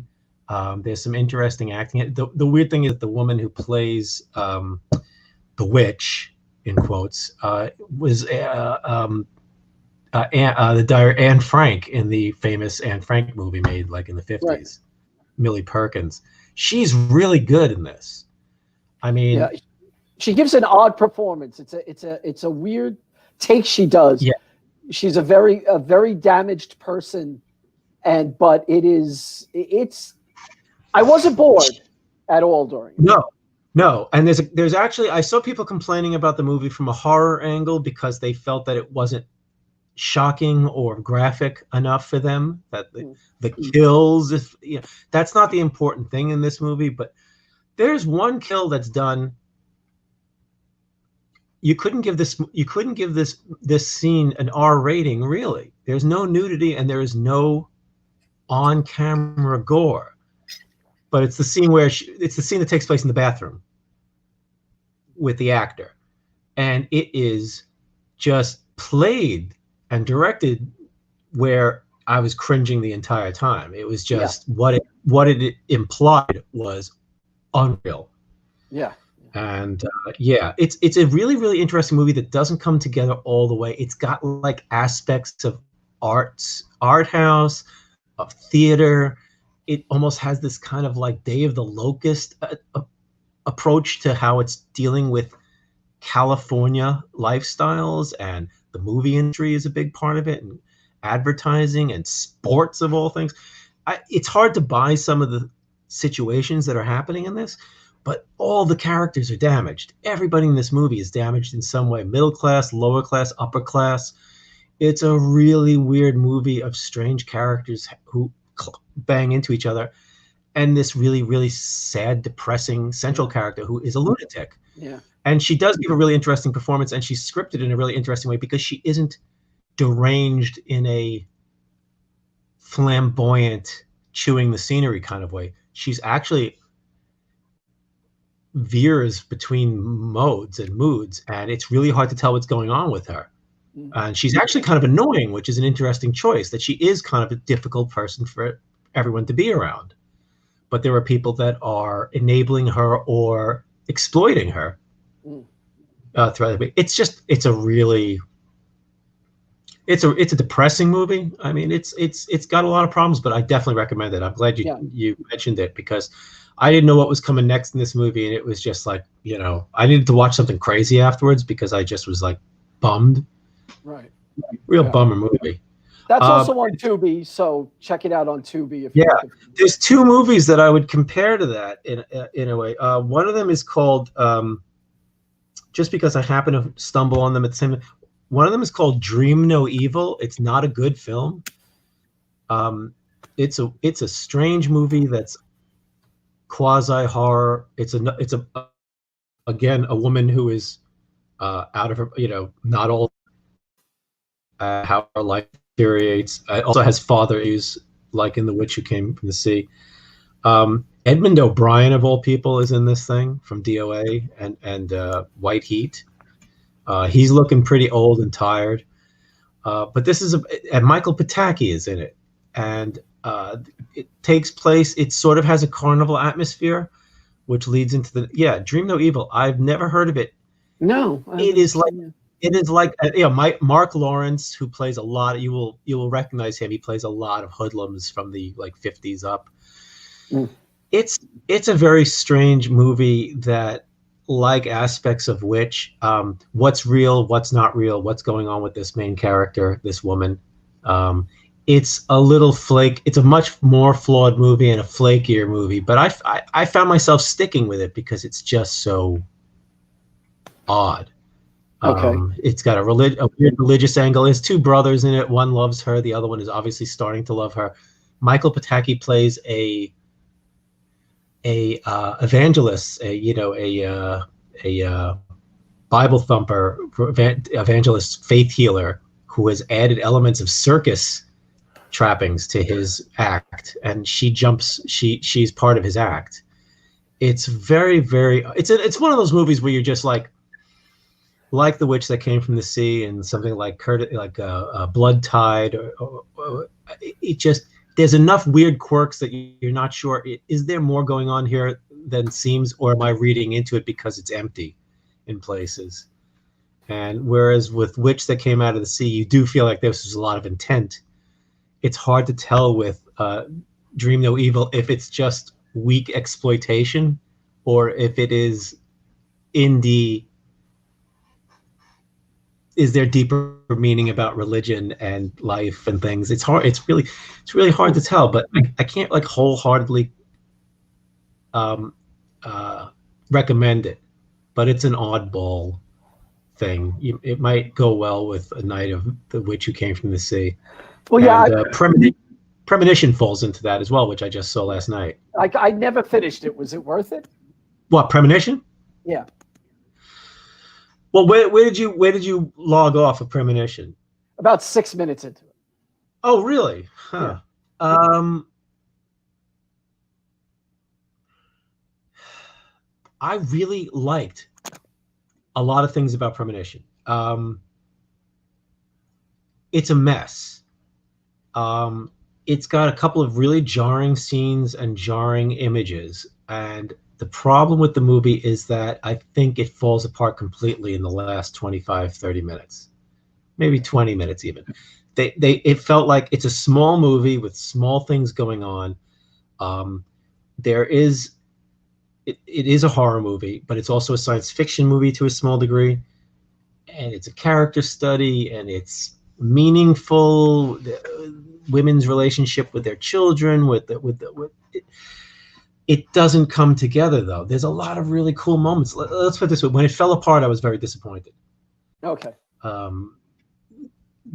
Character motivations don't make sense towards the end. The element of the I mean, this is not a spoiler, but there's a whole thing about telekinesis, telepathy, ESP type of things that are brought into the movie pretty quickly. The husband of the main character is a professor, a science professor in a school, and they've just brought on this woman who's a parapsychologist she's conducting testing and writing papers or whatnot, and they strike up a friendship and they start to banter about their respective fields and how he doesn't believe in this stuff and whatever.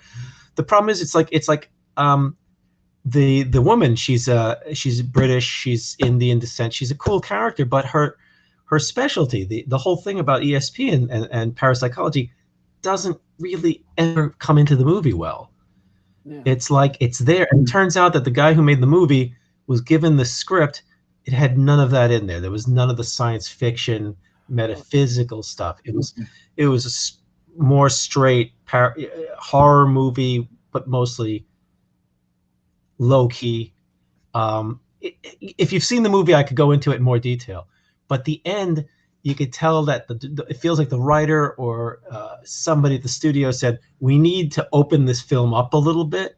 It's really a small, there's good actors in it. There's Jeff Corey, who's in it. You'd recognize in a million things. He's in, I'm not remembering. He's in Seconds. He's one of the guys in The Office in the back that works with Murray Hamilton.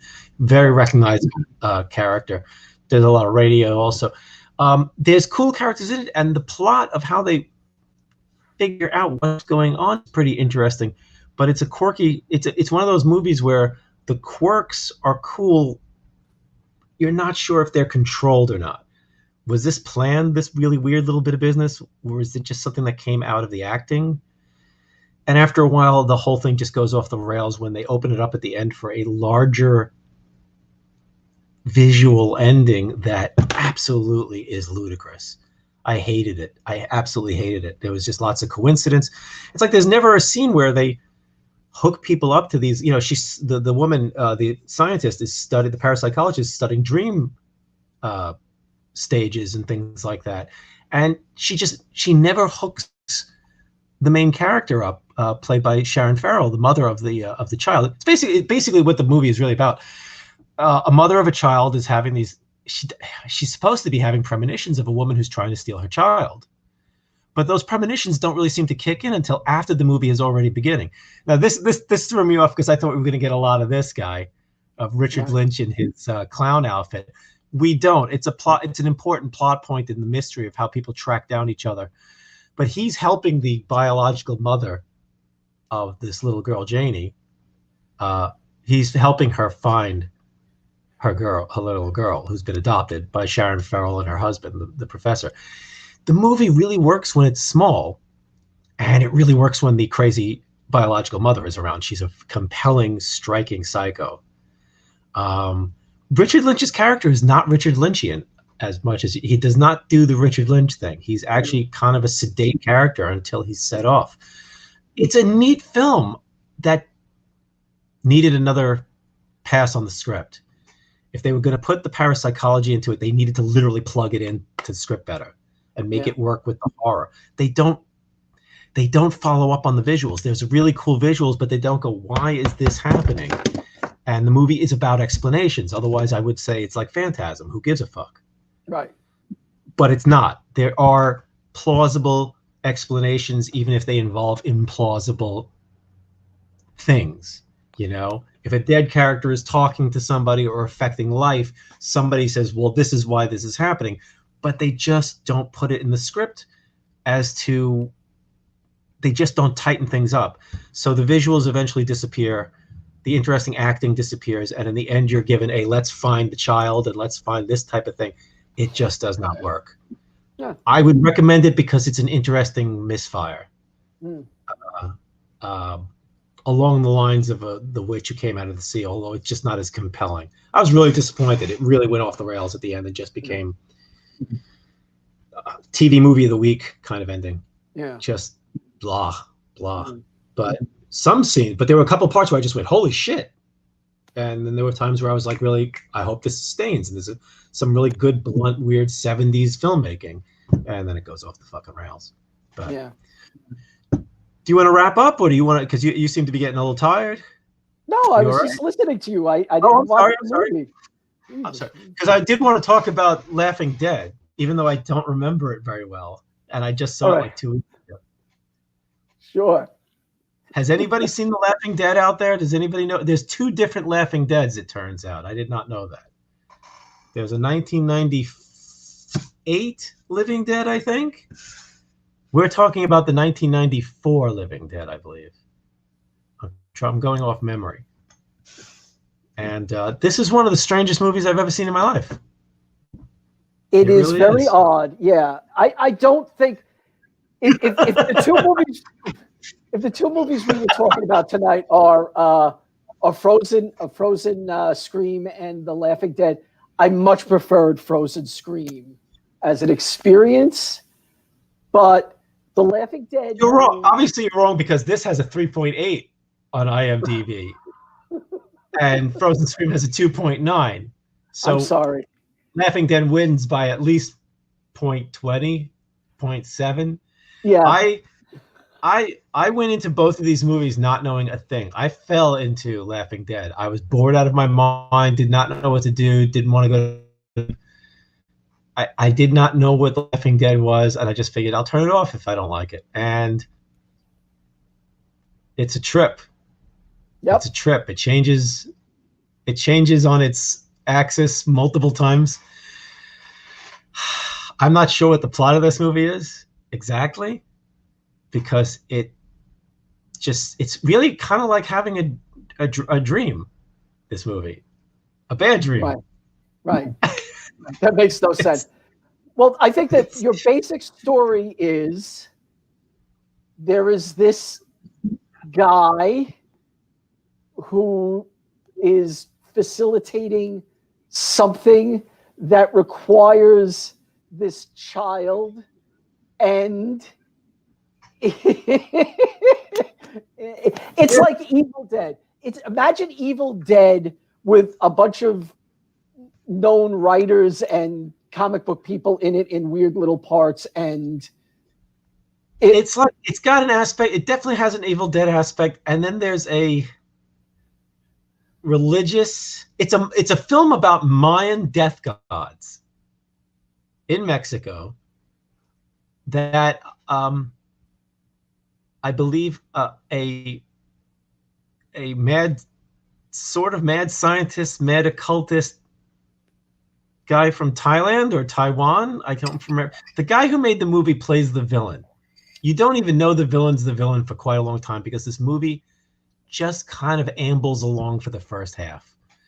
The first part of this movie almost feels like a road company of Forbidden Zone. People from Forbidden Zone are putting on a new movie. It's got this slapdash quality of non-actors, sometimes being funny, and you don't know if they're being funny on purpose, but it's got this absolutely anything goes quality of a movie like Forbidden Zone without that kind of kitsch. A Catholic priest and a Japanese American girl are talking in the beginning about God knows what. I don't know. And the priest gets a letter from somebody. I don't know. And then they get a bus tour going to Mexico. Yes, because he is going to be the guy who is doing this archaeological road trip thing with people that don't look like they want to do archaeological things. The best way I can describe the people who are our main characters is they seem to have escaped from a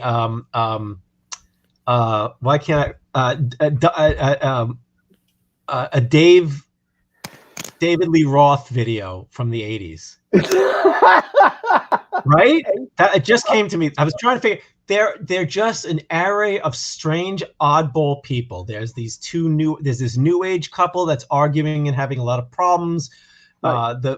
She's the best character. The new age wife is the best character in the movie because she's smart and she does shit and she helps people. People hate her character. Reading up on this film, they hate her, and I thought that she had the funniest character in some ways, even though she's a terrible actress. Her husband is also irritating. The thing is, they argue, they're irritating, they say all these clips, but they end up being stand-up people who you think are going to be early victims in the movie. Yes. Because after a while, this movie has a heavy death count. This movie starts to chop up everything in sight. That's one thing it has going for it. Yeah. This movie starts chopping up the side characters. It starts chopping up the main characters. It starts killing the feature characters and then bringing them back. It kills children. Almost everybody dies in this movie, and there's a lot of everybody, and it's kind of like, oh my god. So these people, the priest is having a double whammy character arc in that I guess he's becoming disillusioned with the faith bullshit. Yes. But yes, also he's lost his faith. He loves this woman that he had a child with who left. She was a nun. She was a nun. Right. That's right. You find that she was a nun. They have a child who is an asshole.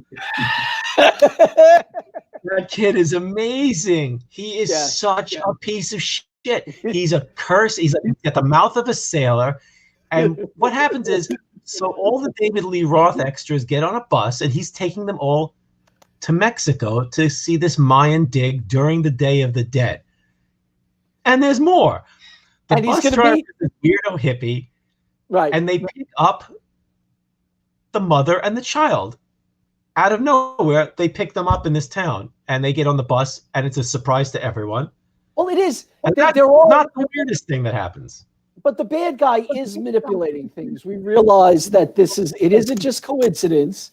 This is an important thing that's happening. All the chess pieces to do whatever the fuck he was trying to do.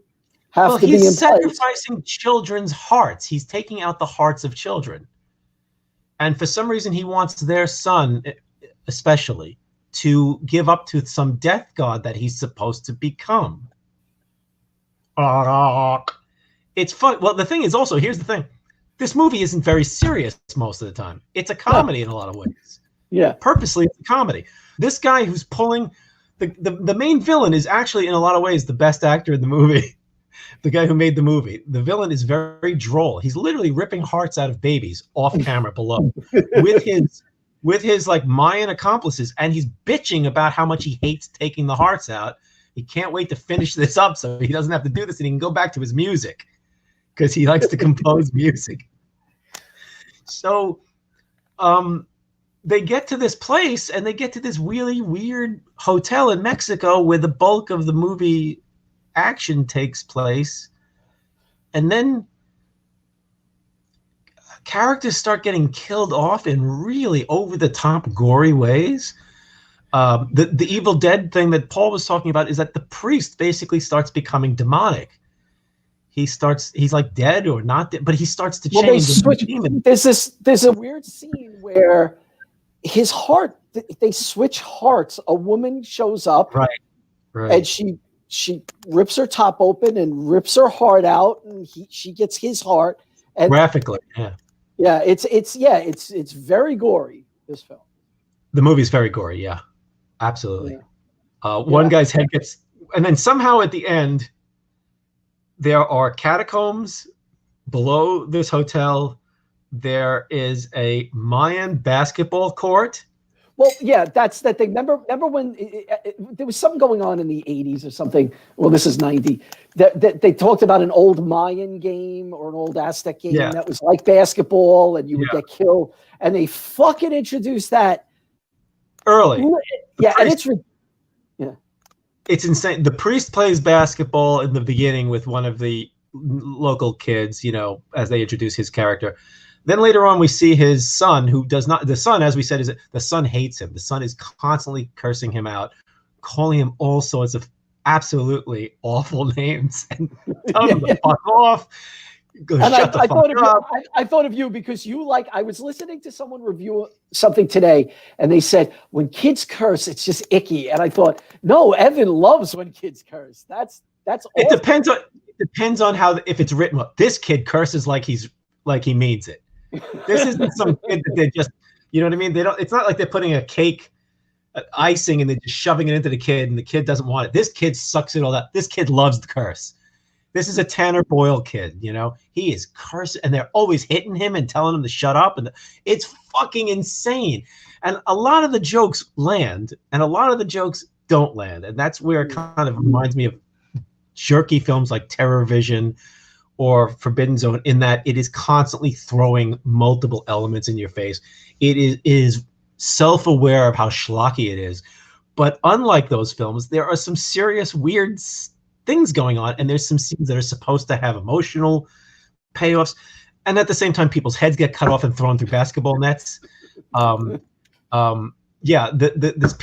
piano playing, composing Mayan mad doctor is ripping kids' hearts out while cracking and complaining about how he hates this part of the thing.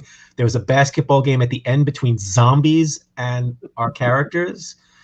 There is an amazing special effect of I don't know, wait, does the priest kill the people in the bar?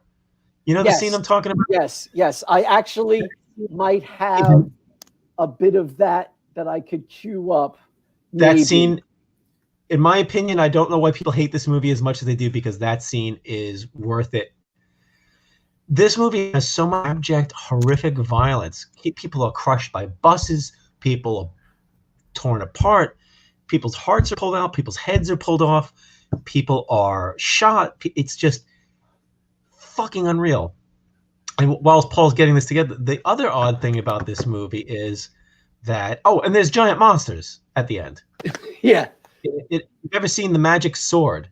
I think it is the magic sword. Wait, is it the magic sword or the magic serpent? The Toho movie, where at the end there's a giant frog fighting a giant dragon that the two wizards turn into. This has a scene just like that. They turn into Mayan monsters and they're fighting while this basketball game is going on between zombies and this little kid and other people. There are zombies and dead people adhered to the sides of this cave. And while I'm watching it, I go, that guy looks like Len Wein, the comic book writer. And it turns out it is Len Wein. And Forrest J. Ackerman is next to him. And it turns out that a good number of people who worked on this movie are science fiction authors of some renown. Some of them are well-known. I think David Drake might be in here. I can't remember. Some of them are very well known, like Len Wein and Forrest J. Ackerman, who's not really a writer. And some of them are more known in science fiction circles. But apparently, the Priest is a science fiction writer. Yep. The guy who plays the guy who made the movie and plays the villain was a science fiction writer, and in science fiction circles, it is a very strange movie on so many levels. The hippie school bus driver is right. Yeah, he's somebody. It's just amazing. He gets killed pretty crazy. He gets killed. They fucking kill everybody in this movie. Practically every who is on that bus at the beginning gets it. Oh. Okay, the guy on the right is that's the nun. Oh, that's right. This guy. This is a Don't very do that. Watch this. This is fantastic. This is the best scene in the movie in some ways. No, it doesn't go on that long. I ended quick. Oh no? Yeah. Why? I didn't know how long to make it. Oh, if you could go a little further on that one, I think it would sell the movie. Yeah, there's a lot of characters because in that scene you also see the Japanese Tim Powers. That's right. He puts up Tim Powers. He's an amazing cyberpunk writer. I guess. Right. Whatever. Right. Whatever. It is such a bizarre movie that I'm surprised it's not better known. I don't think it got a decent video release back in the whatever. I watched the choppy version, a very hard to watch version on YouTube, and I just fell across it because the title intrigued me, and it was a year that I'm like, well, it's I'll watch a movie from this year, and I don't know what's going on. I had no idea that it was basically this balls out, surreal, comedy horror gore fest with incredibly bad stilted acting, which is I think what reminded me most about Forbidden Zone. Is just this thing where people say their lines at each other rather than to each other. But it's always surprising. Characters that you think are supposed to be killed. The first guy who gets killed, I think he gets his head cut off, is also, I believe, a science fiction writer. The annoying guy, the annoying roommate of the guy who's about to get a fist down his throat. The kills, I believe that the effects were done, that the effects had some known quantities on it. I think this guy John Buckler, Beuchler, horror movie fans might, I think he directed one of the Friday the 13th. I'm not sure. I'll look it up. John Carl Beckler was involved with the studio that did the effects. The effects are really good for a low budget nothing movie. I mean, there are lots of them. Like Evil Dead, there are lots of crazy over the top. What the fuck was that effect? I mean, decapitations, hearts being ripped out and replaced, monsters, people turning into demons, people shoving their hands down other people's throats and then working the fingers inside the person's body in the throat. Yeah, that's him. Yeah. Oh, wow, he's dead. Shit. He died last year. I had no idea. That sucks. But the effects are gonzo. It's a gonzo movie. I guess that's the way I would explain it. I mean, it has so much extra stuff going on in it that it doesn't need to have. It does not need to have extra dead people wedged into the walls. It was just a way to get their friends into it as something. It's a it's a weird movie to watch. It's a weird movie. It's a weird, fun movie to watch. It's not paced as well as something like Frozen Scream, which is just generally Frozen Scream, except when they're on the beach, is a real movie full of wonder. It's just right. I would say the same thing. The beach scene is the worst scene of Frozen Scream. Yeah, it's tough. Frozen Scream would make a really good double feature with Appointment with Fear, don't you think? Yeah. They both have that kind of hilarious terribleness, but there's always something funny happening. Like Appointment with Fear has that horrible romance. It has that terrible cop with his cigarettes. I mean, it's memorably bad. It's got the guy with the dogs. It's got the pool. It's got the dolls that don't actually have anything to do with the movie. You're cutting cheese. I mean, I remember more of that movie than I remember of movies that I like that I've watched in the last few weeks, because that movie is hilarious. It's got the porn house that has no porn. It's got the dancing, the makeup. I mean, Appointment with Fear is a panic, and Frozen Scream is like a dumber, worse. It's Frozen Scream is the winner. of this week, I believe. I would see that before anything. But if you're not tired, or you really need to get to bed, definitely check out The Laughing Dead, because it's a singular film. Mm. Frozen Scream is bad and funny, but it's not the most unique kind of thing you've ever seen. Laughing Dead is a real kind of like, what the fuck did I just watch? Because it's not just an inept movie. It's a self-aware, enthusiastic, ambitious mess. Right. It is ambitious. There's a lot going on. It isn't just, 5 people in a room. No. Oh, absolutely not. Mm. And they're not just trying to make an exploitation film. They're not trying to make a gore movie. It's just part of the machine. Yeah. It is absolutely. There are a couple of scenes that are actually really good. Like if you isolated them and took them out of this movie and built other stuff around them, or just showed them as clips, you'd go, holy shit, I want to see this horror movie. And then if you showed other clips from this movie, you'd say, holy shit, I want to see this horror comedy. And then if you showed other scenes from this movie, you'd go, that's a piece of shit, I don't want to see it. But it has a lot of moving parts, and after a while, once you realize that the story is not important, even though there is a lot of story, just watch it for the whack. It's a road movie. It's a mad scientist movie. It's a cult movie. It's a religious movie. It's a romance. It's a fucking basketball movie. You can't say that about too many other films. I don't even know why it's called The Laughing Dead. I mean, does it have something to do with the Day of the Dead stuff? Because it's also a Day of the Dead movie, even though they don't really go too far into that, but that's where they're filming. But it's totally, every aspect of this movie they don't just leave anything alone. If somebody walks across the room, there's a weird purpose for it. This movie is not a dull horror movie, like Paul was saying. I recommend both of them, but Frozen Scream is a more fun experience. Yeah. Definitely more entertaining. But I want to watch The Laughing Dead on the copy that you got. Is it clean? I have a Is it pretty clean? See, I'm going to rewatch it because it was really hard to watch the copy I had. But yeah, it's a really good, never heard of it pair of films. Yeah. But it's hard to sum up Laughing Dead. In some ways, it's almost harder to sum up Laughing Dead than it is Frozen Scream, because again, the stories don't matter. Frozen Scream has a charming ineptness to it, and this is actually like, you just don't know what the next scene is going to be like. How it fits. The movie changes constantly. If it had some more, if it had a few more pieces going for it, I think this could be like kind of classic. I could see people going, "Oh my God, this is amazing." Like you said, there's a few really interesting scenes, but also there's scenes where you're kind of like, ugh. The movie feels long. I don't know how long it is, but it feels long. I was enjoying it pretty much all the way through, but even I was like, this thing is a slog. Yeah, there's a lot of ways to go, because sometimes you feel like the movie's about to end, and it's kind of like an RPG where you think you're reaching the big boss, and all of a sudden there's a fucking basketball game, or there's a slaughter by the bus, or ancient Mayan warriors show up on the road on the way there, and that scene does not make sense. It's actually very creepy. But it really does have this weird, goofy, like everybody on the bus gets off the bus, they talk about shit, they get back on the bus. They're all weird types of characters.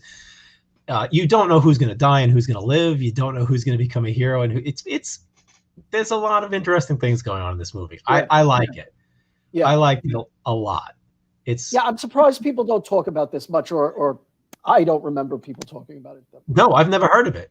I never heard of it. In fact, when I first started looking it up after I watched it, I thought that I was reading about it. I went, this isn't the movie I saw, because there was a Japanese character in the other Laughing Dead that was made 4 years later. Part of the trivia, I just looked very quickly on IMDb, says it was never released on video in the United States. Well, there you go. Right. So if that never got in a stupid video store with a great poster, you weren't going to see it. As it is, the poster's terrible. The image that supposedly goes with whatever release we've been seeing, I don't know if it's an old VHS or a Japanese laser disc or who the hell. This is a movie I would totally go to Exhumed to see, because I think with an audience this would be a panic. Yeah, yeah.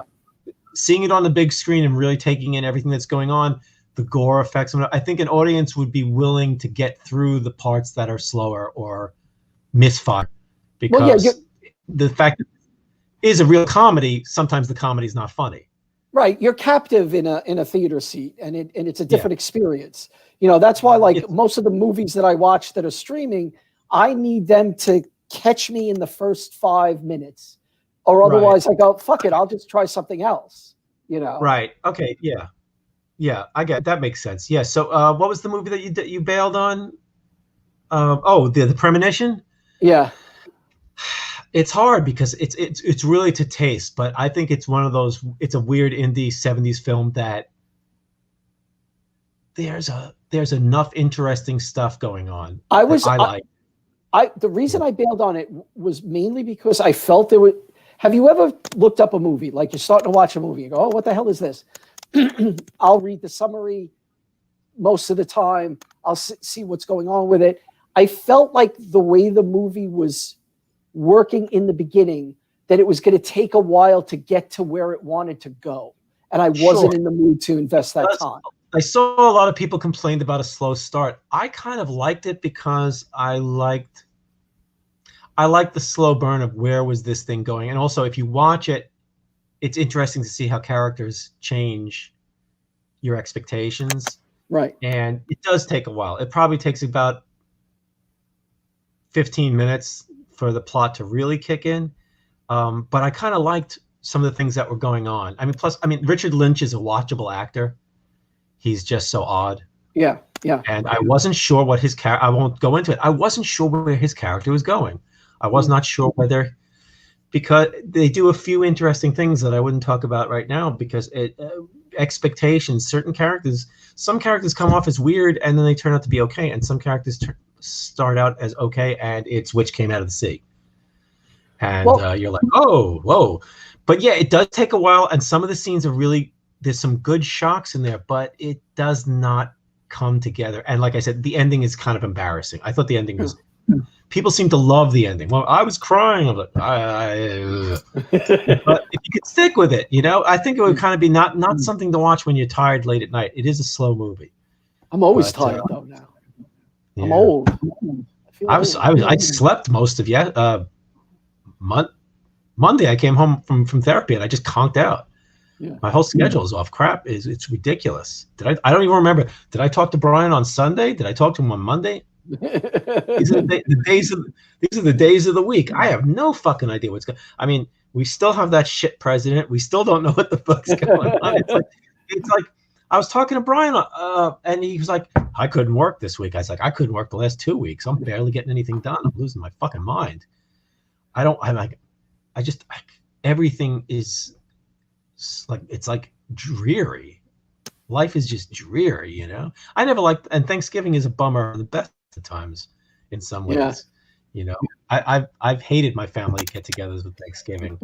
The best one was when they accidentally booked a diner instead of a restaurant. They thought that they were going to this restaurant and it turned out that it was a diner. Really? And the place. Did you get onion rings and disco fries? I wish I got disco. Well, we just ordered whatever the fuck we wanted. And we were laughing at Howard, my stepfather. We were just laughing at him because, he's probably the person who booked Giuliani at that landscaping point. So we're at this Brooklyn diner, and basically it is the most un-Thanksgiving-like atmosphere. Everybody who was there seemed to be high or something. Everybody was just laughing their asses off. And we ended up having the most, because we were in public, my mother couldn't freak out on anything. So she just took this in stride, which I'll give her points, because years earlier, she probably would have started, you know what I mean? Yeah. The witch who went to the diner for Thanksgiving. Howard didn't get embarrassed and defensive. We didn't care. The kids didn't care. The other people didn't care. So we just basically thought it was so funny that we ended up having one of the nicest family moments I can remember in my life. But we've had Thanksgivings over certain house, and it was just like, it was get us the fuck out of here. Especially when we went to my family in-laws who cook kosher, so no butter. And yeah, that was great. I'm still trying to get portions of that meal out of me with by using hoses and water blasting. Fucking horrible. I'm sitting there, isn't this nice? I put popcorn in the soup. Big fucking tit. Holy shit. Could you put something on this turkey? The turkey was like constant. It was like it felt like I was constipated. The turkey was like, it was just the worst. It's like I want to go to White Castle after this. I want to go anywhere that has food that will mush into me. Ugh. Are you doing anything for Thanksgiving, you and Stevie, or are you just? I mean, nothing special. Staying home, right? Of course. I don't want to kill my parents or her relatives, right? Hey, what's that movie, Parents? What's that movie, Mom and Dad? Mom and Dad. Maybe they'll do a sequel. Let's kill Mom and Dad. How are the cats doing? They are good. They are good. They are happy little bastards that puke I miss all over them. the place. You haven't been putting too many pictures of them up on Instagram lately. No, I haven't. But here's the thing. Did you get my email? This is an interesting into the working minds of us as we do this. Did you get my email before about what I think we should do for the next podcast? Oh, I did get that. And what do you think? Oh, yeah. You had me at let's. All right. So our next. I'll do anything. I have no life. You know, so, I live in this fucking room practically. It's ridiculous. I mean, all I do is work on shit, pass out, work on shit, pass out. We have this, and I go on Instagram and I cry. You know. Well, you know, so we were talking. So, therapy on Monday. So yeah, you want to do that?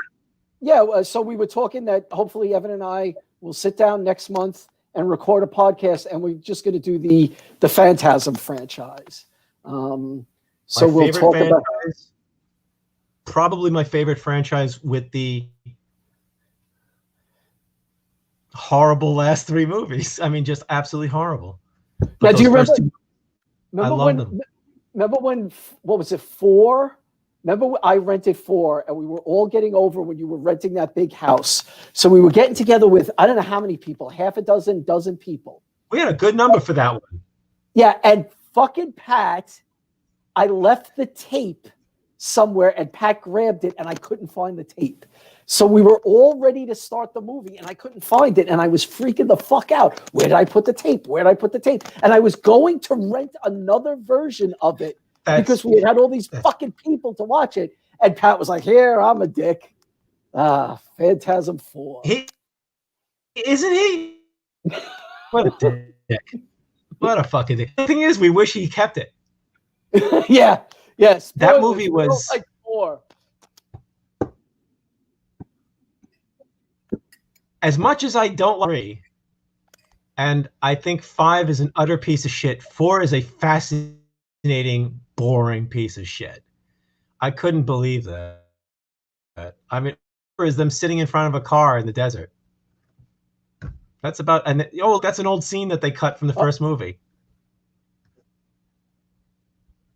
That, I mean, and the best is, of course, I had to go down the rabbit hole after I watched 1 and 2 2 nights ago. I was like, this is a late birthday present. I'm just not going to do anything tonight. I'm going to watch Phantasm 1. It was on Tubi, and I went, son of a bitch, I love that. So I watched 2 on the Plex. I watched the second one, and I was exhausted. I thought I was going to fall asleep, but it perked me up. So I watched 2. 2 is better than I remembered it, and I love it. And then I go, let me go look what people say about this because I feel like annoying myself. Yeah, no, those are the bag of beans, right? Where did I used to hide those little bags? Beans. You would come over and fucking take my canned black beans and hide them all over the place. It was like fucking Wonderama. Where the fuck are my beans? Evan, I want my beans. Evan. At least I didn't take your Phantasm 4. That's right. Yeah, the beans. But then you did have beans. Didn't you have some sort of thing in little bags? And I used to put them in people's shoes. You're a dick. You did a lot of things.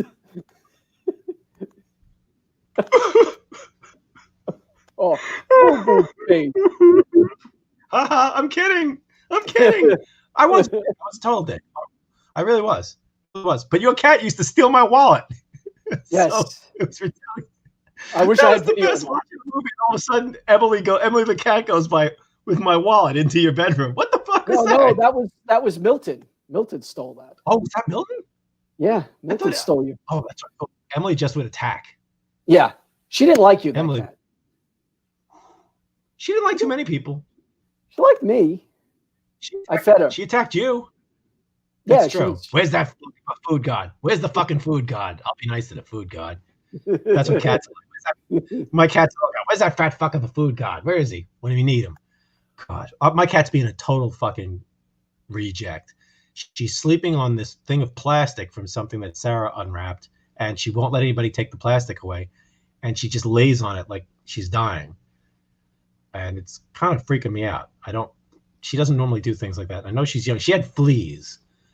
Oh. So she's pissed at everybody because we had to put the flea shot, the little flea repellent on the back of her neck, and she got really mad.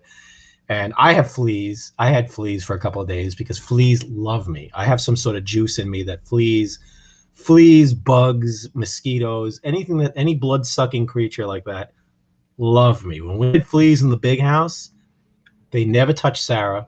They would always be on me. We're in the same bed, and the fleas are all like, "Hey, this is there's like In-N-Out Burger over here," and like, "That's Wetson's. Don't eat at Wetson's. Come over to In-N-Out Burger." And I wake up and I've got dots all over me, like I'm a Safubi that got I've just got little vinyl dots all over my legs. I'm like, Jesus fucking Christ! I look like bubble wrap, wrap. Wasn't it that guy that lived downstairs of the house? Was it he? Didn't he bring in the fleas? It was the French guy. He was a pothead who had no money to pay his rent, but he would constantly buy pot, and he was always smoking, and we'd always smell it upstairs. And I'm like, I don't give a shit. But the problem was he had a dog and a cat, and he would not deflea them. He would not louse them. And that house was we never had to see him. That apartment this house is the 3-story Victorian house that had an apartment downstairs. And the tenants that the guy had in there were great at first. It was new. We never met her or heard of her. The next guy was a cop. He also had a girlfriend, so he was hardly ever in the house. But then we got this son of a bitch. He was knocking walls down in that room without asking.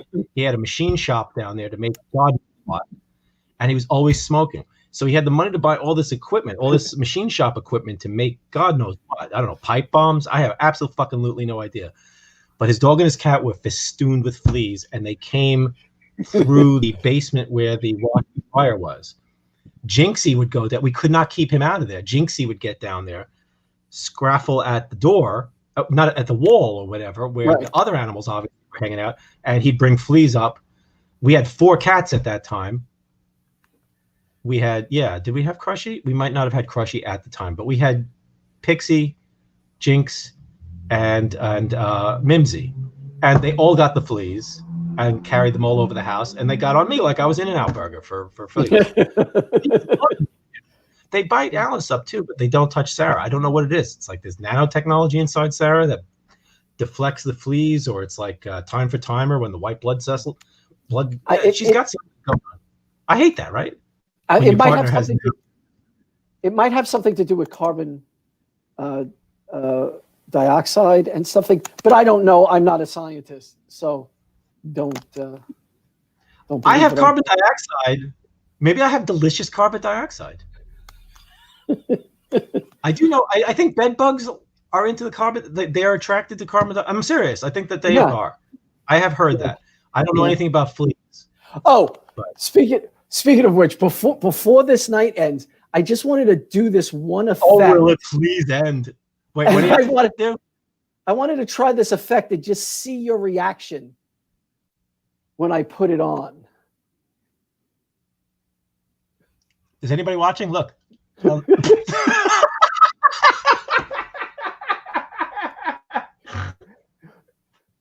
This is an in-joke, people. Don't worry about it. I just wanted to have Evan get knocked off his seat. Oh no. No. That's the dreaded Paul. That's the dreaded Paul Jarvie, who I believe we talked about once on one of the videocasts about his going across country from Staten Island to Seattle and losing his money and his job and his brains and whatever. Hey, spicy sausage. So, oh my God. I guess probably should call it. Yeah, what the hell? I hope everybody had a good time. I hope everybody. I have no idea. Oh yeah, have a good Thanksgiving, folks. Yes, please have a good, safe Thanksgiving. I hope you had a good time. Watch the movies we suggested. Yeah, that's the thing. Most of the movies we talked about are worth seeing tonight, even if they're bad. Yeah. Yeah. So we'll talk about Phantasm 1 through 5. I don't know where I can see 3 through 5. I don't know if they're streaming. I'll look them up. Just read about them. I don't know if I could rewatch all of them. I've been meaning to rewatch 1 and 2 again, but 2 again. I recently rewatched 1, but I want to rewatch 2. I watched 3 just because I know it wasn't like horrific. It just was a mediocre, bad movie. It was a bad movie with bad characters that didn't align with the first 2 movies. 4 is just let's get this done, and 5 is just a cash grab. And man, they just grab for pennies. 5 is fucking horrible. I cannot believe it. It's got to be the only franchise that was overseen by one person. I mean, 4 of them were directed by Coscarelli. The 5th one he like produced, and he was there. He worked, and he just like shot holes. I mean, I don't like Day of the Dead. I don't like Land of the Dead, but Day of the Dead and Land of the Dead aren't embarrassments. You know, I think they're misfires or they're not very good. But that Romero made his dead mostly the way he wanted. You know, Phantasm goes from like my favorite fucking film with one of the best sequels in my opinion, because a lot of people seem to hate Phantasm too. And it's better than the first one. Why don't we save it for the podcast? Yes. Why don't we do that? Why don't we do that? Thanks for joining us, everybody. You know, it was a lot of fun. Take care, everybody.